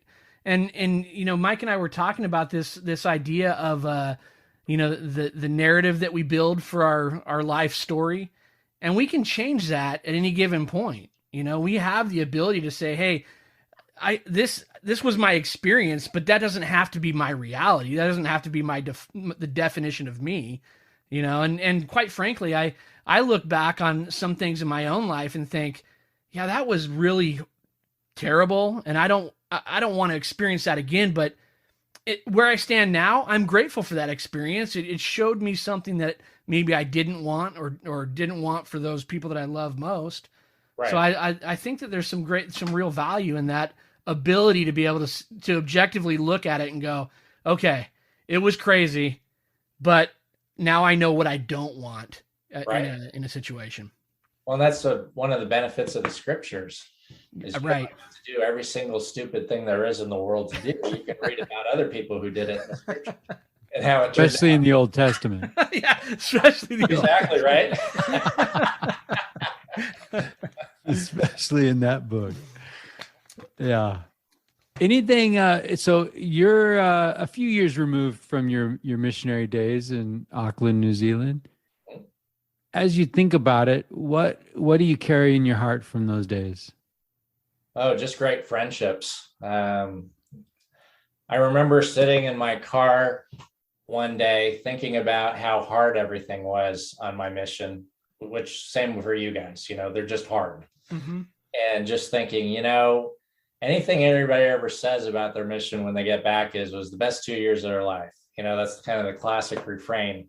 And I thought, I got to remember that this is probably the hardest 2 years of my life.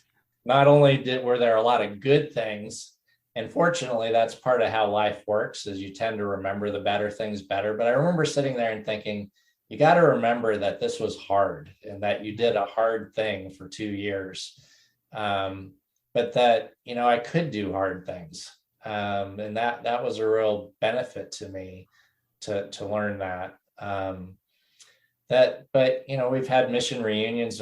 I had the feeling I should set one up a few years ago, and our mission president is long since dead. And, nobody has any real authority anymore in a mission sense. And so I got one together, and we've had. You better get your tablecloths and centerpieces. I learned. We did. Fool me once, right? I'll miss the next man woman thing that I don't know about, but I'll never tablecloths and centerpieces. But I just have some really choice friends from down there that I'm still friends with, and that it was wonderful to see them, and that are sort of like family. I imagine you feel that way about the people you served with. It's just very rewarding to look back on those times and the things that you did, because like I said, you did a hard thing, you did hard things. You could do those things. It helped you to grow and become the person that you are. Where you stand now, Ralph, looking back on that experience, are there still things that you lean into that you learned from your mission? Sure. So I give you an example of one thing that was a real turning point for me on my mission. I was, when I went on my missions were 2 years long. When I was out just over a year, they changed them to 18 months. And they were doing that because they felt like missions were too expensive, and they wanted to try and see if they could compact the experience into 18 months and save people some money overall. Because back then, depending on what mission you went to, you paid the full freight for it. Right.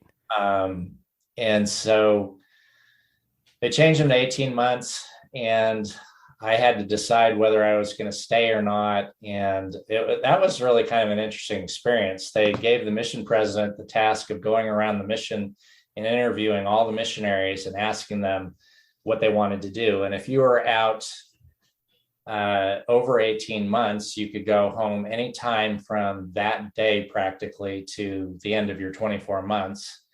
If you were out 12 to 18 months, you could pick basically any month you wanted to go home after 18 months. And if you were out less than a year, you were on an 18-month mission. And so I remember standing in the hall. I had to help organize these interviews in my area, and asking people, just chatting them up as they were waiting in line outside the door to go in and see the mission president, and saying, well, what are you going to do? And there were, I would say, probably about 80 or 90% were probably going to stick it out for the 2 years. And when they would walk out, they were almost 80 to 90% were going home like almost right away. Oh, wow. It was shocking. And so our mission went from about 180 to 200 people to about 110 people, like practically overnight. Wow. And so we got pushed through the leadership chain really fast. So I went from being a district leader under the pre-18-month mission stuff, where I was just sort of on a natural progression, and to all of a sudden, a month or two later, I was a junior zone leader for 3 weeks in the same zone, and then I was the senior zone leader 3 weeks later. Yeah. It's kind of like, what the heck happened? How did I get here? What am I supposed to do? Right. Literally, I'm not kidding. It was like, what are we supposed to do? And as we were out in the Tules, our mission was mostly centered in Auckland, but I was in the zone that was the farthest away from the mission. So that's part of the story, is I was several hours away from the mission. And so we didn't see people that often from the mission headquarters. And so I had a thing come up where I had a brother, and an elderly couple, a senior missionary couple who I really thought highly of and loved, who worked in the prior area I was in. And then the person who took my place as district leader down there, and somebody had found, I think the district leader found these people to teach in their own area, and somehow they connected with the senior missionary couple, and the senior missionary couple started teaching him, and the district leader was unhappy because he was going to lose out on the baptisms, and it was really in their area and they should be the ones teaching him, and I needed to do something about it. And again, I just barely got to the new chair. And so I thought, I don't know what to do. I don't want to, mess this up. So I called up the mission president, and he basically, in very stern kind of tone, said, Elder Collins, the reason that I'm in Auckland and you're in Rotorua is because I can't be everywhere at the same time, and I can't handle all these things. So he says, deal with it. And that was it. Click. And that was it. And so I did. And so I kind of committed to myself at that point that I was just going to run things down there. And if he didn't like it, he could let me know. And again, I was going to try and do the garden party thing. I was going to try and be right with God. I wasn't going to do anything out of spite or anything like that, but I was going to run it the way I saw that I should run it and the way I felt inspired to run it. And if he didn't like it, he could tell me. And he ended up leaving me there for 9 months. And he never told me he didn't like anything I did. I think he was just happy that I stopped calling him. But so I would imagine that those lessons of just kind of taking ownership of that and running it and diving in bled into life post mission. Exactly. So that's why I kind of told you the story, is that because of that, that's been sort of the way I've run my life, is I'm trying to, do that garden party thing and, do the thing that I think is right and that I think God wants me to do. And just, not everybody's going to agree with it. Not everybody's going to understand it. But as long as I feel like I'm okay with God, then I'm good. Yeah. One of the things that I love about the idea of those mission reunions and getting back together is to see people still in the faith. right? That it wasn't just a season of Ralph Collins on vacation, right? This was discipleship and a foundational experience that you then went and lived and continued to build your faith, to build your family, to build your life on. You mentioned these are crazy times, and everyone here on the call has probably had experiences where we've seen friends have crises of faith. Ralph, perchance you may land in someone's ear right now that is struggling with a faith that they once held as dear and now they're barely hanging on to. What would you say to that person? I think the first thing I would try to say is, I think you have to start from a foundation of that you care about them. Because if they don't feel that that's true, then anything else you say is not really going to matter, I don't think. I know for me personally, anytime somebody has wanted to help me do a course correction, if I felt like they loved me, it caused me to pay more attention, caused me to actually be interested in what they had to say. So, I mean, that would be where I would start. I like, was it Elder Uchtdorf who talked about doubting your doubts? Mm-hmm. You know, and I think sometimes we focus on the wrong things. And, you know, let's focus on the good things, the things that matter. And then I think going back to what you said earlier, gospel really makes sense. Yeah.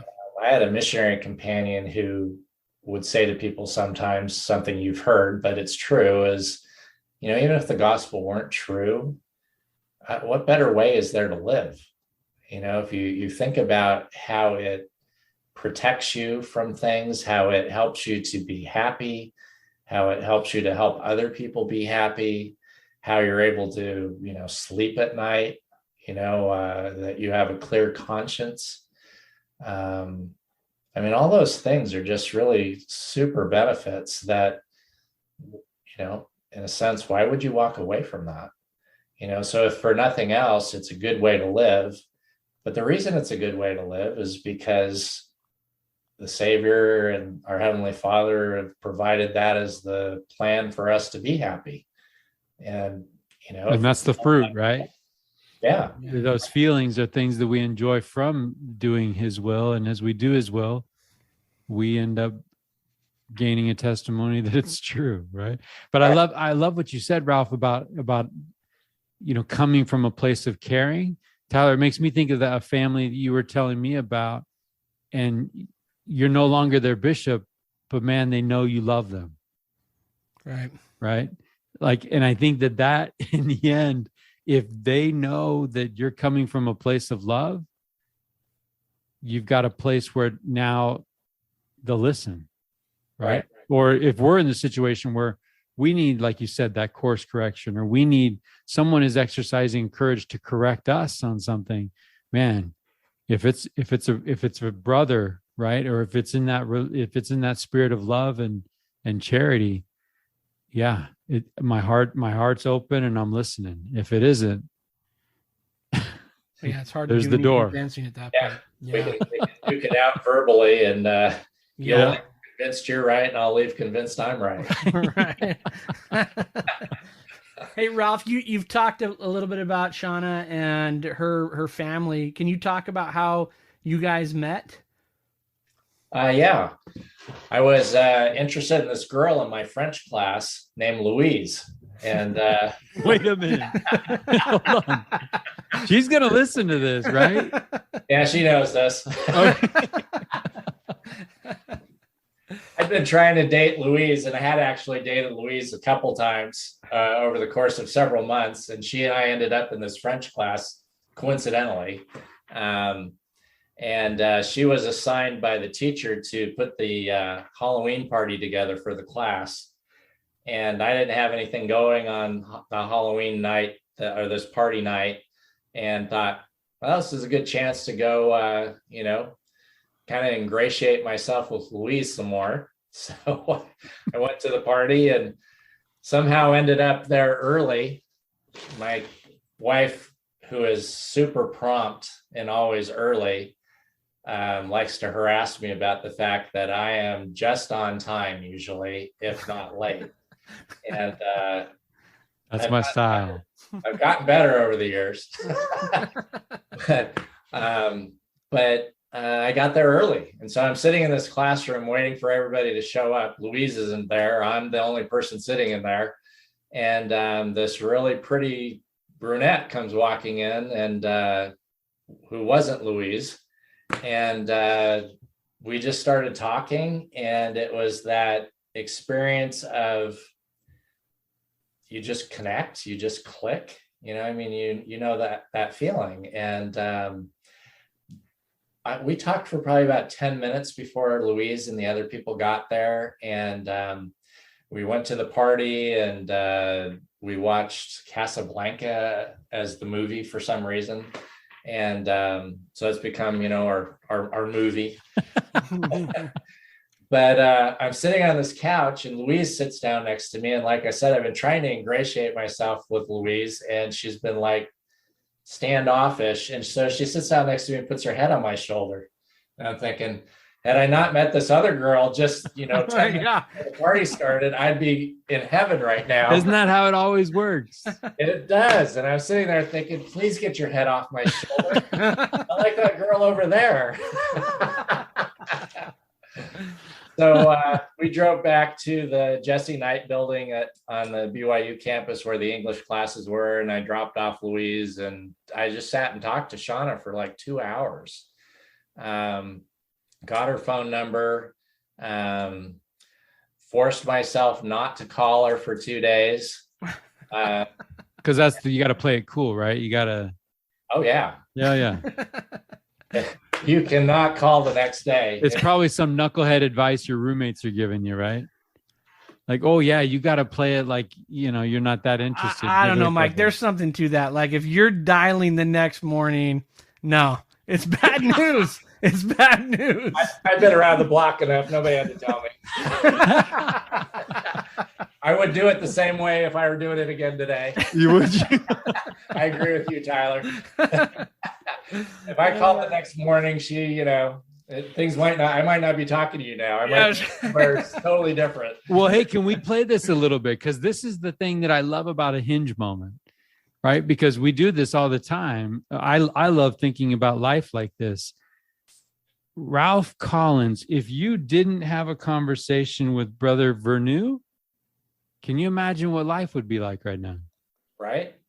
Because I wouldn't have taken English. I wouldn't have been an English major. And my wife was an English major, and we were taking French because you were required to have an extra major skill, it was called. And it either had to be like math or a language or something like that. So obviously, you know, where I was going was, I'll take a language over math any day. I just find it fascinating, right? And it's not like we believe in this fatalistic, I got to be on this street corner at this time to meet the person. But man, it is interesting how it is orchestrated. If you don't show up early to that, you might be miserably married to a woman named Louise, right? Yeah, Louise was nice. Let's not disparage Louise, all right? Yeah, I apologize if Louise is out there, and you know, if she ever hears this, there's nothing wrong with Louise. Okay, gotcha. In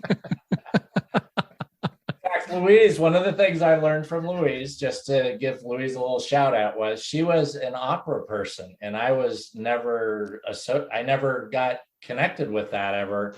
And she tied me into that. So I always have appreciated that from Louise. But with Shauna, one of the interesting things about that is, I don't know if you guys ever have like, you know, premonitions or feelings about things that sort of predispose you to stuff that's coming later. But I always had in my mind, I was looking for a smart brunette. And I can't remember when that ever started being a thing in my mind, but that's what I was looking for. And so I pretty much predominantly dated brunettes, and their IQ mattered to me, because that was, you know, their head couldn't just be for, show. Yeah. And she was, for me anyway, I've kind of learned over the years, she was the right person for me. But going back to your comment, she and I compared classes the following semester, because by then we were dating, and we had like, I don't know, 3 classes together the following semester that we had already signed up for. Wow. Coincidentally.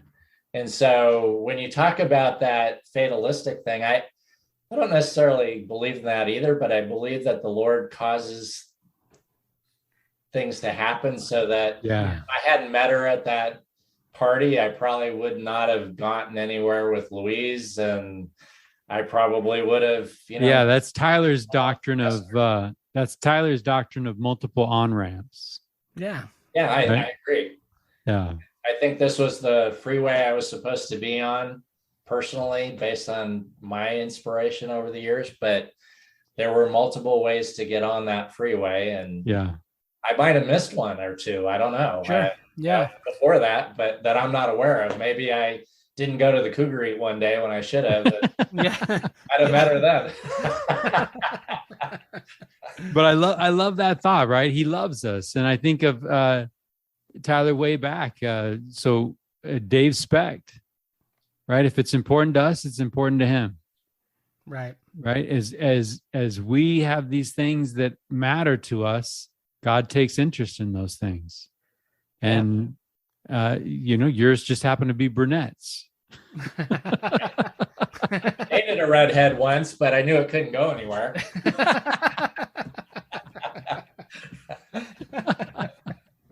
So you guys start dating. How long have you guys been married now? We've been married 35 years. Okay.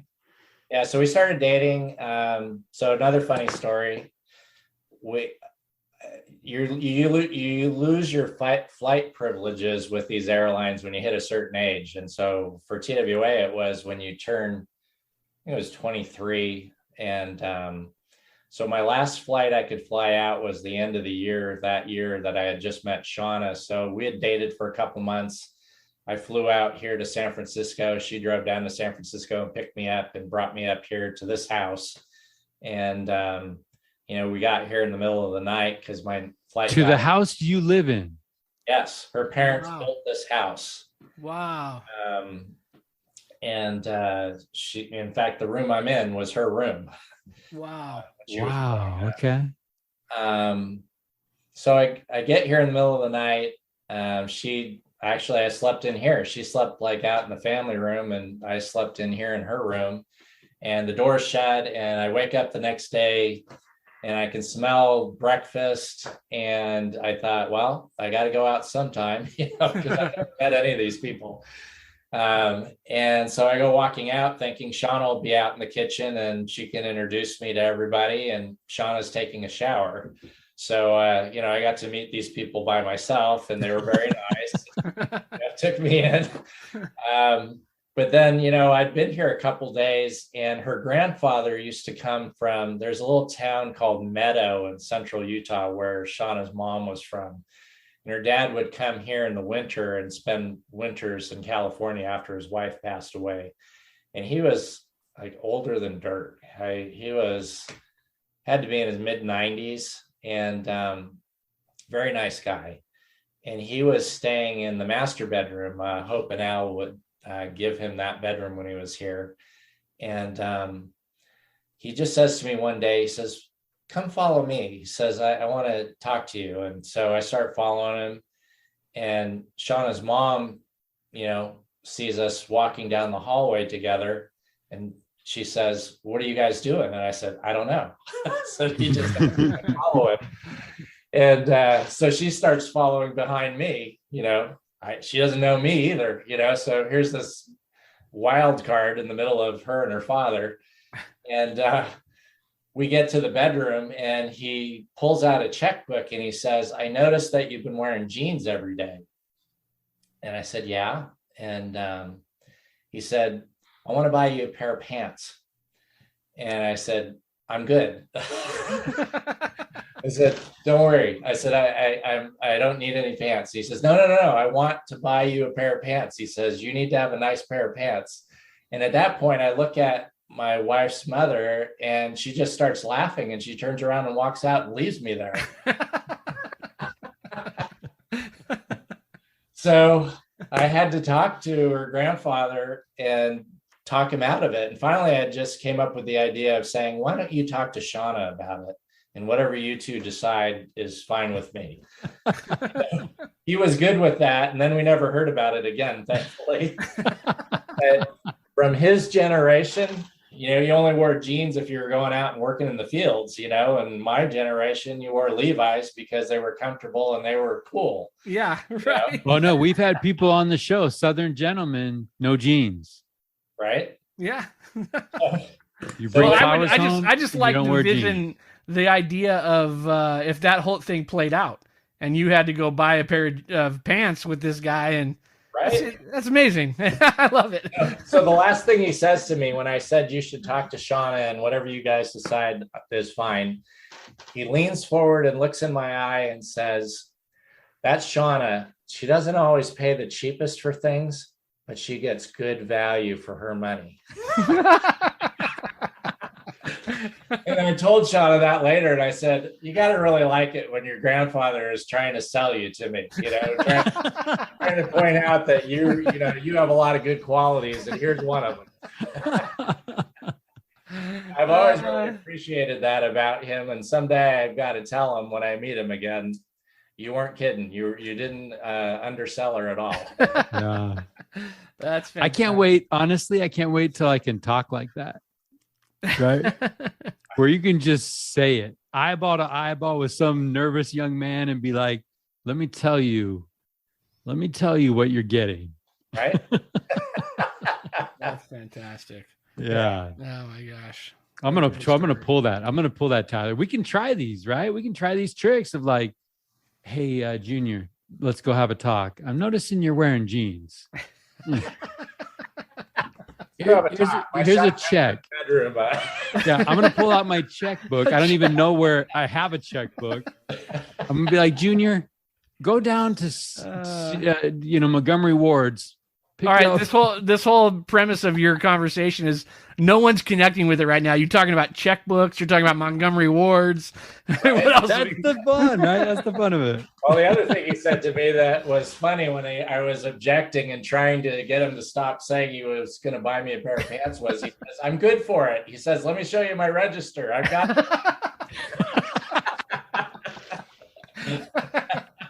I just reconciled it yesterday. We're good. Yeah, right? That's too funny. They used to teach that in school, like balancing checkbooks and things. Oh, yeah. He had it down. He was good for a pair of pants.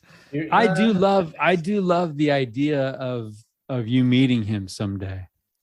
Oh, yeah. And I think about people in my wife's life, and I wonder how they feel about how I'm doing with her, and I think that's a cool notion that they're still aware of us and they're still involved and concerned about.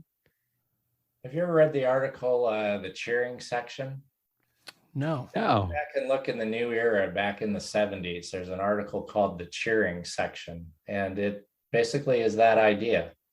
It's that there are people on the other side of the veil who are rooting for us, who are, on the other side, watching what we're doing and praying for us and rooting for us. It's a neat concept. I believe that's true. Yeah, that warms my heart, honestly. Right. I think that, well, number one, I could use it. Yeah. But I mean, I think that they're looking at our times, and it's never been easy. Gordon B. Hinckley taught that, right? The notion that it was easier back in the 1800s or the 14, it's never been easy. The test is always the test. But man, the idea of having a cheering section of loved ones that we know and that know people that we love. Right. Yeah. I love that. I love that thought. Hey, Ralph, what gives you hope today? I just am kind of an optimistic person. I think in general, I'm obviously concerned about the things that we're heading into further and further in this world, but we know how it turns out in the end. I'm grateful and optimistic about, the Lord telling us that he'll help us get through all of that. Part of what gives me hope is the woman at the well. When you think about that story, I mean, the Savior was pointedly trying to teach the tribe of Judah, and he goes out of his way to go to Samaria to talk to a Samaritan who was not someone that was highly favored in that Jewish society. And then he talks to a woman, no less. And then he talks to a woman who's not married and living with someone, and bears his testimony to her that he's the Savior. So he went out of his way to what you would call the least among us, I would think at that time, to do that he cared enough about her. And you could tell that, she understood enough about not who he was before he said it, but that she believed in the fact there'd be a Messiah.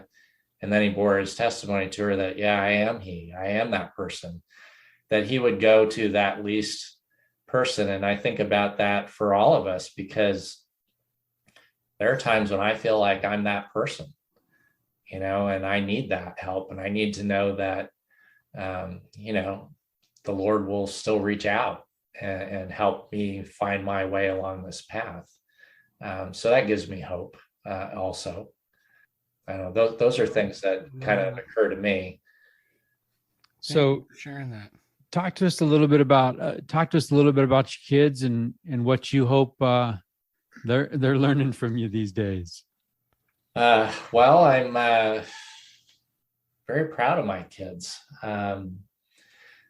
Ian is, now working. He's off my payroll and on somebody else's payroll. So that's a good thing. As a lawyer. As a lawyer, he's working in the public defender's office and doing good work there. And, I just couldn't be prouder of him. His sister, Hope, just graduated from BYU last year, took the California bar, passed it the first time, and just got sworn in as an attorney in January. And so this is one of those, I think, one of your questions was, when did you really feel rich in your life? This is one of the moments. Is, Hope had her swearing in on, January 7th, I think it was. We went up to a courtroom in the courthouse where Shauna's dad used to be a court reporter, and where Ian had also been sworn in as an attorney a few years before that. And the judge who swore in Hopi is a judge that I've known for a long time and who also knows Ian. And that's kind of why we asked him to do it, is there was a connection with our family. And, he asked both Ian and I to come up front and stand in front of everybody. And he talked to Hope and just said, you need to pattern your lives after these two. Be the kind of lawyer that these two are. And he says, and you'll do just fine. And so when you talk about a moment that makes you feel rich, that's the kind of thing that, it's one of the greatest experiences of my life. So those are the kinds of experiences that you live for, right? There's a lot of challenging stuff we go through, but, if you're fortunate, that you can have that kind of experience. And I was very fortunate to, just a month or a half, 2 months ago, have that experience. And I can't tell you what a blessing that was. Tyler, reminds me of that quote, right? That it's an old rail journey, and every once in a while you get a vista. Yeah. Every once in a while you get a moment where it's like, oh, wow. Yep. This is special. This is why we're doing it. It doesn't rain on you every day. Yeah. But every once in a while, right? Sometimes prayers don't even feel like they leave the ceiling. But every once in a while, something magical happens. And I love that. I love that, Rich. And I love that question, right? Because we have these moments where it's like right here, right now, this is a rich moment. Right. I mean, you Take a picture, take a mental picture. all the hard work that you put in to raise these kids, since we're on that topic, lots of thankless hours, raising children. Yeah. They're expensive, they're needy, they're difficult. And they would say that about us.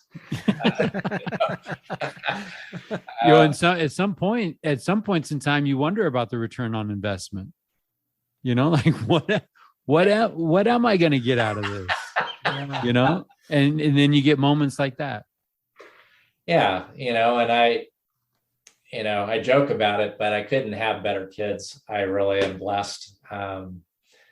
I feel so fortunate that coming out of the chaos that I've sort of briefly described for you, and to be able to have Shauna and to have these 3 kids, I just can't believe how blessed I am.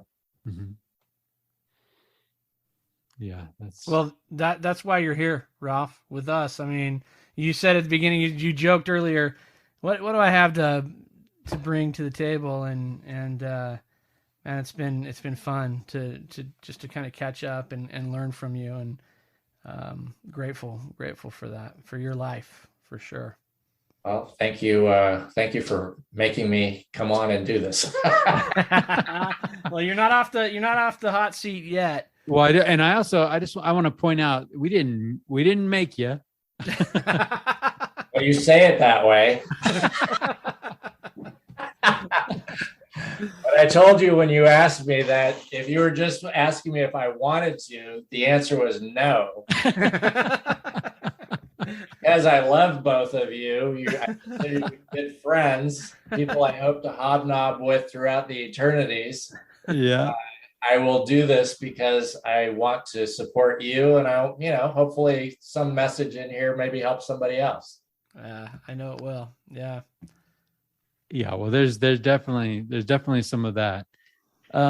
As you think about people that you've hobnobbed around, do you have someone on your personal Mount Rushmore? Yeah. I would have to say, more so than anyone, although there are other people there, that, like we were talking about earlier, there are people the Lord brings into your life. Probably the person that's been the most significant to me, outside of my family, would be Kent Wiseman. And you both know him, so I don't really have to say anything more than that. But you don't. Yeah. I was fortunate enough to get hired by his law firm, and I learned a ton from him. And my life is also altered in many, many positive ways because of that. I love that. I think. Do you find yourself emulating him in any way? Any particular characteristic or personality that you've tried to take into your own toolbox? Yeah. I definitely. I remember, here's a simple example, but there are a lot of other things that kind of tally up to kind of overall change. I remember talking to him one time about, I don't know if you remember the Duty to God posters that we used to have, and you would check off the boxes and you had to do 2 of these 5, and there are all these different experiences, and you had to do them basically with your parents. And so I remember talking to Kent, and one of the things he told me that he did with his children was have PPIs with them regularly. And at the time, Ian was dating somebody in high school, and she was a nice girl, but we didn't really want him to be dating somebody in high school. And so I just took that to heart and decided I was going to do a PPI with him every week. So that's a personal priesthood interview, right? Correct. Thank you. Yes. I would, this was his room too. I mean, this was everybody's room. So we would come in here and we would look at the poster on the wall, and I'd say, okay, what do what did you work on last week? And did you accomplish this? Yes. And what do you want to work on next week? And then I would ask him some hard questions after that about how he was doing in his life. And look him in the eyes again.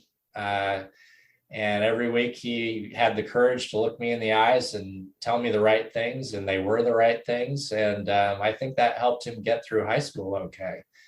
And that was part of the thankless hours of time that we put in with our kids, right? Yeah. I'm such a bad dad, Tyler Gould. Well, it's never too late. It's never too late to change, Mike. It's never too late. I love that. I love that. I didn't do it with Hope. With Hope, I took her to San Francisco a lot. She liked to go down and go to art museums. And so that was the approach I took with her is with Ian, if you asked Ian how things were, he'd say good. If you asked him questions, he'd give you the shortest possible answer. Because he was a teenage boy. Right. We're just wired that way. Yeah. With Hope, if you wanted to know how she was doing, you better really want to know, because she would tell you. Yeah. So with her, we would go on these, trips to art museums in San Francisco, and we kind of got it that way and had a great experience, spending time with her that way too. Kids are great. I loved raising our kids. Shauna loved raising our kids. You'll miss it when they're out completely gone. Because it's a great experience. Yeah. It was such a good experience. I've told Shauna, keeping the gospel and the plan in mind of, I want to have more kids with her someday. I had such a good time doing this. I want to do it some more in the next world. I mean, it was fun. Yeah. And we haven't gotten to the grandkid part yet. And everybody tells me if they could do it over and it were possible, they'd skip the kid part and go straight to the grandkid.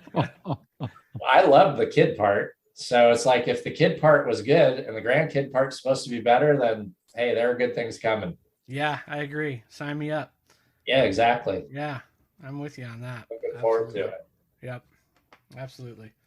Well, Ralph Collins, you're on a podcast called The Richest Men in Town, and it's patterned after that holiday classic. And here we are, Christmas is in the rearview mirror, and we're still talking about George Bailey and trying to look at the lessons that seemingly ordinary folks, right? When I reached out to you, you thought, how can I add to anything?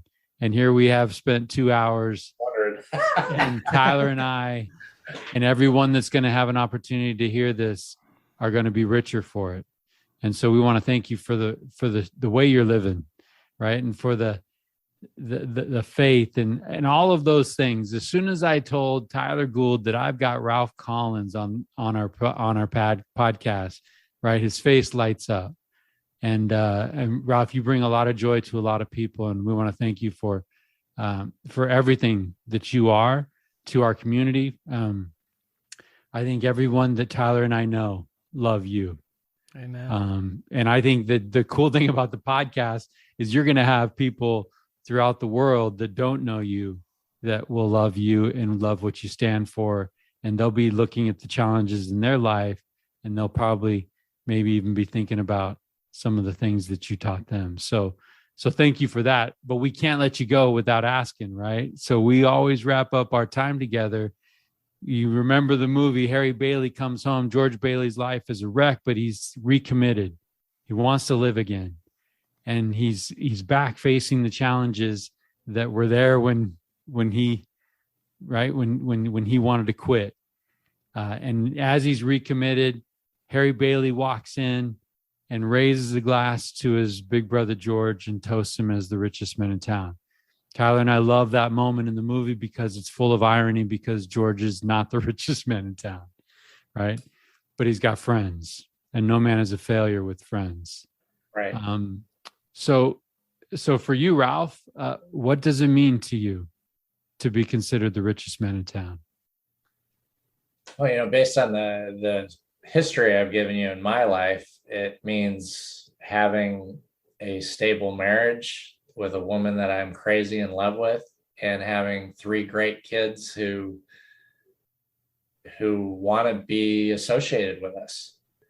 I thought when our kids went off to school, we wouldn't hear from them that much, and we can't get rid of them. Hope calls all the time. She called me over lunch today. She talks to her mom. I mean, she's in Utah and right now until she comes back to get her job. She's getting hired by the public defender's office here as well. But we hear from them all the time, and that to me is sort of that payoff in a sense of the time and the effort that I know men like you put in with your families and that I've tried to put in with mine. Is, there's that blessing of it comes back to you, so that feeling of, you cast it out and it comes back, and it's, coming back, and we're super blessed to have kids who care about us and who we are crazy about. And so to me, that's kind of it, the friends on top of that is like the icing, the cake. When you have those kinds of relationships like you and Tyler have and things like that, I mean, what a great, it helps you to get through those times when it's raining, like you were saying earlier. Yeah. So for me anyway, it's more family than anything, but it's all of those things. It's the accumulation of, I think, living a good life and having it flow back. I love that. Yeah. I just can't let this go, Tyler. We love the idea of ordinary, normal spaces turned holy or sacred through life experiences. And we're having an interview with you in a bedroom that means so much to your family, in a house that your wife grew up in and you've raised your family in. And we talk about a courtroom, and courtrooms are special places. But in that moment with you and your two children there being with folks being sworn in, it's almost like in that space, those circumstances, they make ordinary, normal spaces holy. And that's the richness of life. And I love the answer you just shared with what makes Ralph Collins, in our opinion, in our humble opinion, but it is our show, so it's the only opinion that matters. It makes Ralph Collins one of the richest around. Yourselves, right? That's right. It's a garden party, Ralph. We're just living it. That's right. But you know what, Ralph? It's been fun. It's been great to see you. It's been a long time, and just grateful for who you are and how you're living your life and what you mean to both Mike and I. It's been a pleasure tonight. It's been a lot of fun. It's been an honor, Ralph. It's been an honor to capture it, put it down forever for your family and posterity, and sprinkle it out in the world and see if it does some good. So thank you. Well, thank you. I love you guys and appreciate you for all of what you've done for me over the years. And it's the village. It takes the village to raise the family. You guys have been influences in my family's life, and I appreciate that as well. So thank you. Yeah. Well, hey, keep going, right? And I just got to warn you, we do have a habit of calling back from time to time and checking in. So no caller ID, just pick up the phone. No question, just pick it up. I'm walking in the bedroom and there you'll be. That's it. That's right. Wasn't Ralph supposed to be here? That's right. Turned on his camera and left. It's been fun. Thanks, Ralph. We appreciate you. Tell everyone we said hi and thanks for loaning you to us. All right. It's good talking with you. Take care. Have a good night. You too. See you guys.